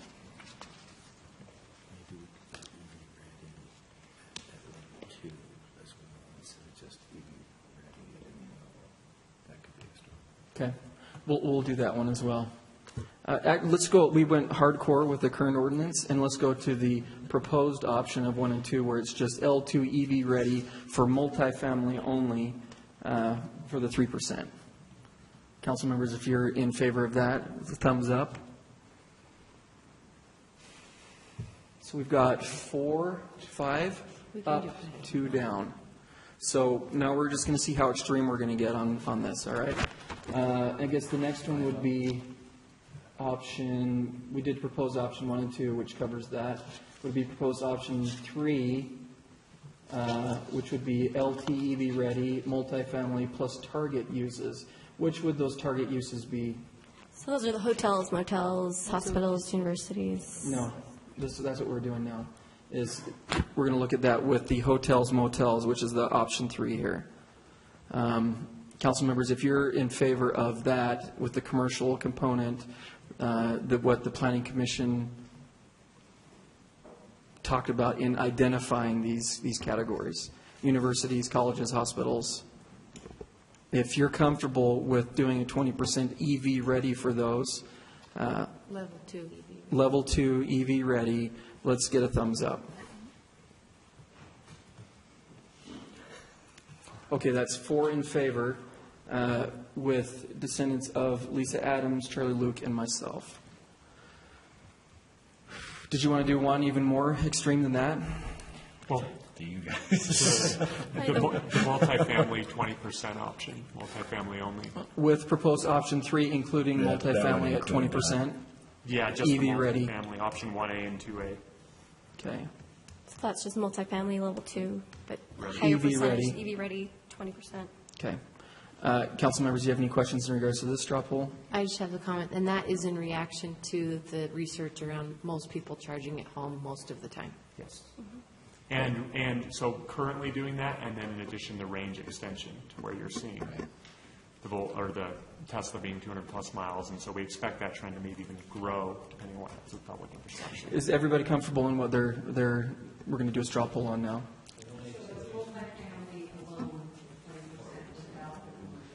Correct. But it says We already targeted did that. uses. We already did the commercial. 3% at commercial. And 20%. This would be the 20% for multifamily. On top of the On top of the 3%. Yes. Yeah, 1A, 2A. Okay. If you, Yes. 1A, 2A. Right. And if you're in favor of that 20% multifamily, EV ready, level 2, thumbs up. EV ready. Okay, that's full thumbs up. So, Mr. Chair, there was unanimity on the last one. There was a 4-3 vote in favor on the one about multifamily plus commercial plus 20. Right. Does the council expect to see ordinances based on those, or what's the council's pleasure? The ordinance would be the one we had a 4% 4-3 vote on. Because that covers everything. It really does. And I think that there will be some motions to change that up when we come to a vote, too, on the policy. Okay. Oh, boy. And can I just ask a question of the planning staff? You have that targeted list. Do you have, the thing that seems missing there would be parking garages, structures attached to an office development that might not fall in that criteria. I'm thinking about 222 South Main, where we participated in building a structure to accommodate those. Does that get captured in there? Because that truly is a primarily workforce-based parking structure. I'm thinking of the one on 300 South that's attached to the Wells Fargo building. But there are certainly proposals of structures like that attached to high-density business workplace use. So if it is the required parking for an associated use, then it would be captured. Okay. If it is a standalone commercial parking garage, so someone just built a garage and they want to... You mean like UTA? And they want to discharge anyone who may want to come in there to park for whatever rate, whatever, then it would not be captured in that. But, I mean, we haven't seen any of those. Not in decades. Yeah. Like I said, UTA is the only one building those out in South Valley. Okay, are you comfortable moving forward? We've given you some direction. I think we know what we're putting together, and we'll get back to you as soon as we can. Great. I appreciate you all being here till 8:50. You might even be here longer because we have the citywide business park rezone. So we're moving on to item number 13.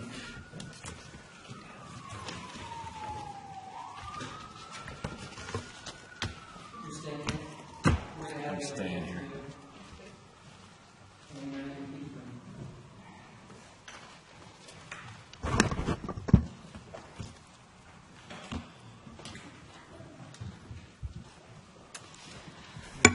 All right, Nick. Give us a little synopsis of why we're back here with this. I'll give a quick synopsis and then let Mary Ann jump into it. This item was brought to the council last fall with a request to reduce the open space requirement to 15% from 30%.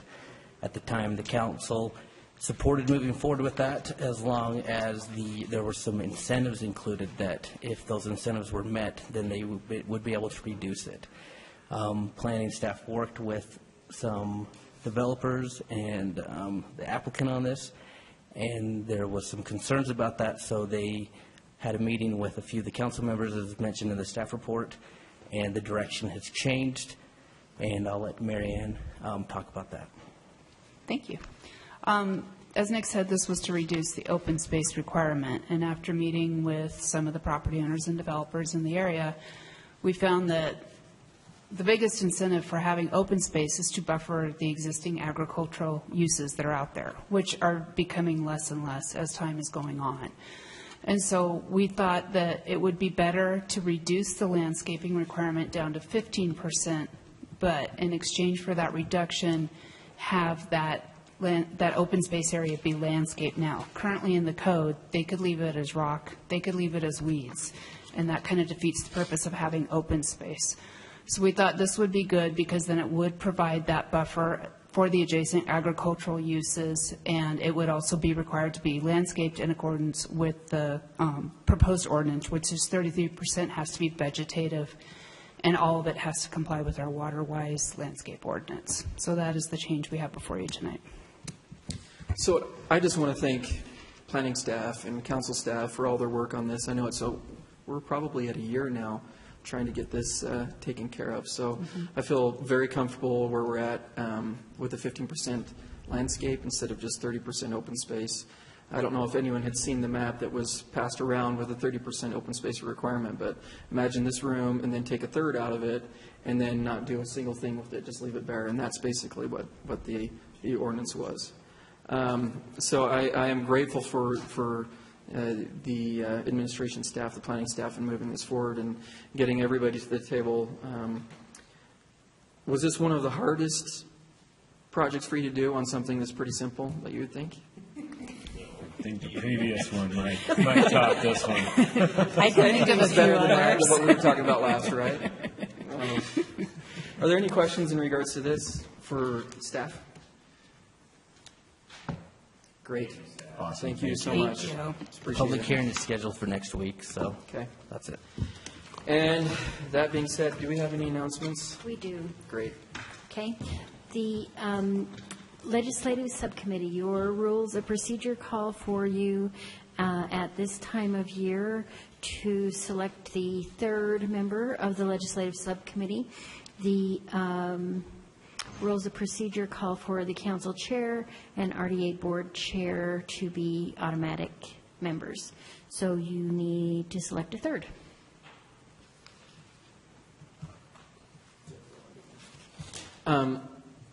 Charlie, are you going to be available while you're up there? For me, I think it would be, at least for, was it 2 years ago during the legislative session? I thought for the council it was beneficial when you were up there, just to keep an eye on everything, along with David and Lynn. It made a lot of sense for me, so. Would anyone like to talk about being on it as well? Erin's done it 3 years in a row. She's great. Appreciate you, Erin, and your hard work for that. Yeah, it was, at least for me, this past legislative subcommittee, it was great to see you shine and talk about subjects that were beneficial to the city. Is everyone comfortable with Charlie being on the legislative subcommittee? Okay. That's a thumbs up. And just to clarify, I've asked Derek to serve on that as the vice chair rather than having me be there. Great. Okay, so could you do another quick straw poll, because it says if any of the subcommittee members defer serving, another council member will be appointed with advice and consent of the rest of the council. Does anyone have issue with Derek taking Lisa's spot on the legislative We've subcommittee? always assumed that your vice chair could, but I didn't realize it said this, so. Everyone in favor of Derek? Okay, great. Just in favor of the general. Just in favor. Yeah. I'm trying to cut it short. I wanted to be out by 9, but Next, or 7. yes. Yes. Okay, council board appointments. There are a couple of boards where the council actually has direct appointments, and one is Metro Water, and the other is that the council has a few on the Citizens Compensation Advisory Committee. A few years ago, we started using a subcommittee process in some cases to vet the applicants and then have them sent to the council. So wanted to find out if you would like to do that again, and if you want it to be very informal or if you would like it to be formalized in a policy. Me speaking personally, I thoroughly have enjoyed serving on that subcommittee, and I like it. I would like it to be formal, that the subcommittee is in charge and can make recommendations to that. I agree. I thought it was a really good process, and I appreciated the opportunity to get to know and screen applicants in a formalized way. So I thought it was very valuable.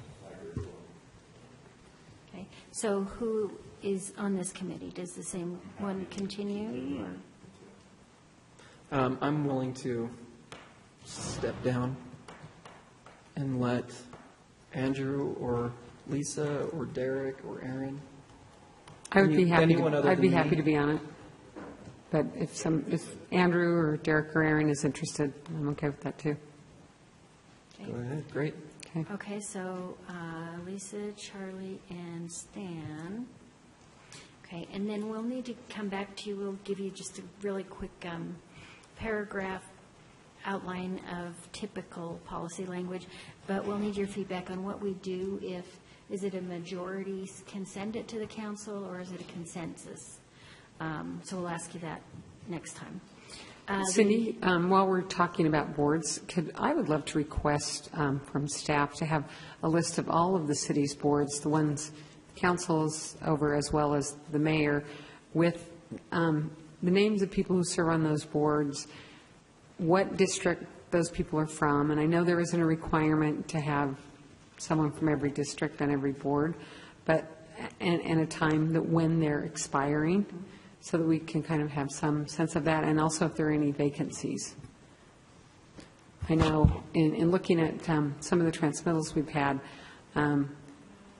there's no one from District 7 on many of the boards, and I know that's a choice that perhaps the administration gets to make, but it means that part of the city's never having their voice heard. So I would like to look at that and kind of see, so that going forward we can I'd like to chime in on that as well. I think that that's something that we really should know. I mean, just in an advise and consent capacity, I think it's important for us to know not only just the names who are coming across, that we advise and consent on, but also to know how many vacancies there are. I know that, has been a long time frustration that I've had, just the amount of vacancies on existing boards. I am very hopeful that this new administration is going to tackle that, but I think knowing how many vacancies there are, where those vacancies are, and then where the representation is, I think is really good. Well, where's, maybe David Litvack knows this a little better perhaps, but there's new software coming up, and what's the status on that as far as board appointments and tracking that? So this is more of a policy discussion that is not on the agenda. So we can schedule it, and maybe we could have some smaller group meetings to discuss it, but we'll go from there. I'm just requesting a list. Yeah, great. So I've written down a request for a list, and we can give you a status update because there's good stuff coming. Okay, UTA would like to do Transit Academy. We have tried to get some dates scheduled. They prefer to do it as a group for the whole council. It's a 4-hour session out at their facility. One of the things I wondered is if maybe what we could do is say it's a little tough to get the whole group, but maybe if they told us when they were doing it for other cities, maybe individuals could join. Or would you prefer to try to get some options? They've done this before, and consistently it's been a problem because they prefer to do it at their convenience and not ours. So if they would be willing to provide some options, and I think that's a good idea, Cindy, even if it's with some other cities, just like here's some opportunities where it's scheduled, rather than saying we expect you all to show up at our facilities next Tuesday at 2 o'clock. 2 o'clock. Yeah. Which is what they've done in the past. So They have given us a few options, but okay, very good. What is the point of it? Didn't you went to the 2 years ago? Yeah, but I don't remember it being 4 hours. I remember it being. That's right. That was the council. Right. That wasn't there. I guess I'm thinking that we've got our transit master plan coming, and maybe it would be more useful to us in the context of that than before that. That's my thought. I'd like to know the reason for us to go there before we have our transit master plan in our hands. Okay, I'll ask those questions. Then the Will you next, ask him in a nicer way than I did? Another day I'll be capable of that. Tonight it's late, but yes. Okay. Then the transit master plan, as part of the protocol that we've had in the past with the administration, and we haven't yet discussed it with this administration, but there have been periodic check-ins on major master planning processes. And occasionally when consultants are in town, council members are given the opportunity to meet with those consultants. So the transit master plan consultants are in town on the 24th and 25th. And 2 of the council members have already signed up to meet. And we just need to give everyone else a heads up to let us know if you are interested in setting up a time to check in with them. Would the other council members that have signed up be okay with small group meetings to join them? Yes. I would like to. Okay. On Sunday and Monday? Yeah. That's what they're hearing? Isn't it April? Is it May? April 24th and 25th? No, it's 25th, 26th, maybe, because we're the 25th. We've lost our 24th and minds. We need to 25th, that's double Sunday check and the Monday. dates. Because we're set up for the 25th at lunch, right? Okay. I think so. Yes, you're scheduled. Yeah. So we need to add James and Stan. I'm interested, but there's no room at the inn. Oh, we can have more than one Okay. meeting. All right. Okay. All right, we'll come back to you with the proper date. Then Wasatch Front Regional Council, they are having on April 18th from 3 to 5, they're a planning meeting, and also one on May 18th between 3 and 5. Oddly, it's limited to 5 people, a combination of administrative and legislative people from each city. You can also ask that Wasatch Front Regional Council come to the council and do a briefing, and you can give your input then. I vote for WFRC to come here and give us a briefing. And Andrew Gruber is one of the best speakers in the whole state. He's really fun. So we could all get a little lesson on public speaking. Okay, so we would appreciate them to come to, okay. All right, and then we have a request from a council member to attend a city business-related conference, and this one is Americans for the Arts, and council member Penfold has expressed interest in attending. Where is it at? Boston. I went. North Carolina. It's not in North Carolina. Mississippi. It was in North Carolina, but it's moving here. It's in Boston. I went 4 years ago, I think. It was a really valuable conference. I'm particularly interested in a pre-day session on how artists can change community perceptions. It just sounded really intriguing. So. You want us to just do a quick straw poll? Okay. And I didn't go to APA, and I didn't go to St. George, Okay. but I am going to San Francisco. There's a good National League of Cities. Is it Boston, or did you say Boston. for this conference? I have a request of you. In our thinking about Twilight and those arts dollars, will you look into that demographic? That's another one of the things that you can. Great. Yeah. And then we'll talk about it at a Twilight concert. When we have people go to conferences, could we have a little time on the agenda for them to give a report? Like, Yeah, I'd like to that'd be hear great. about how APA was, and I think that's helpful. Doesn't need to be, 30 minutes, just brief.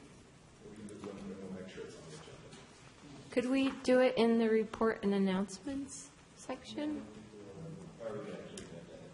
Yeah, as long as we schedule it, as we list it on our announcement list that goes out before, then our attorney doesn't get worried. Okay. Right? No, worried, I said. No. You did get worried. Yeah. She stands up. And we've talked about reports, whether there's a different way to do that, we could reopen that discussion. But that's the All right. Yes, there are a couple of things that staff have sent you as draft letters. We need your feedback on draft letters or little bits of information that will be scheduled for your next meeting. One is on golf carts and the other is on a grant application, so they just need your feedback on those. We have our liaisons reach out to us. Yes. That's it. Okay, we're done. Thank you, council members. Thanks for staying.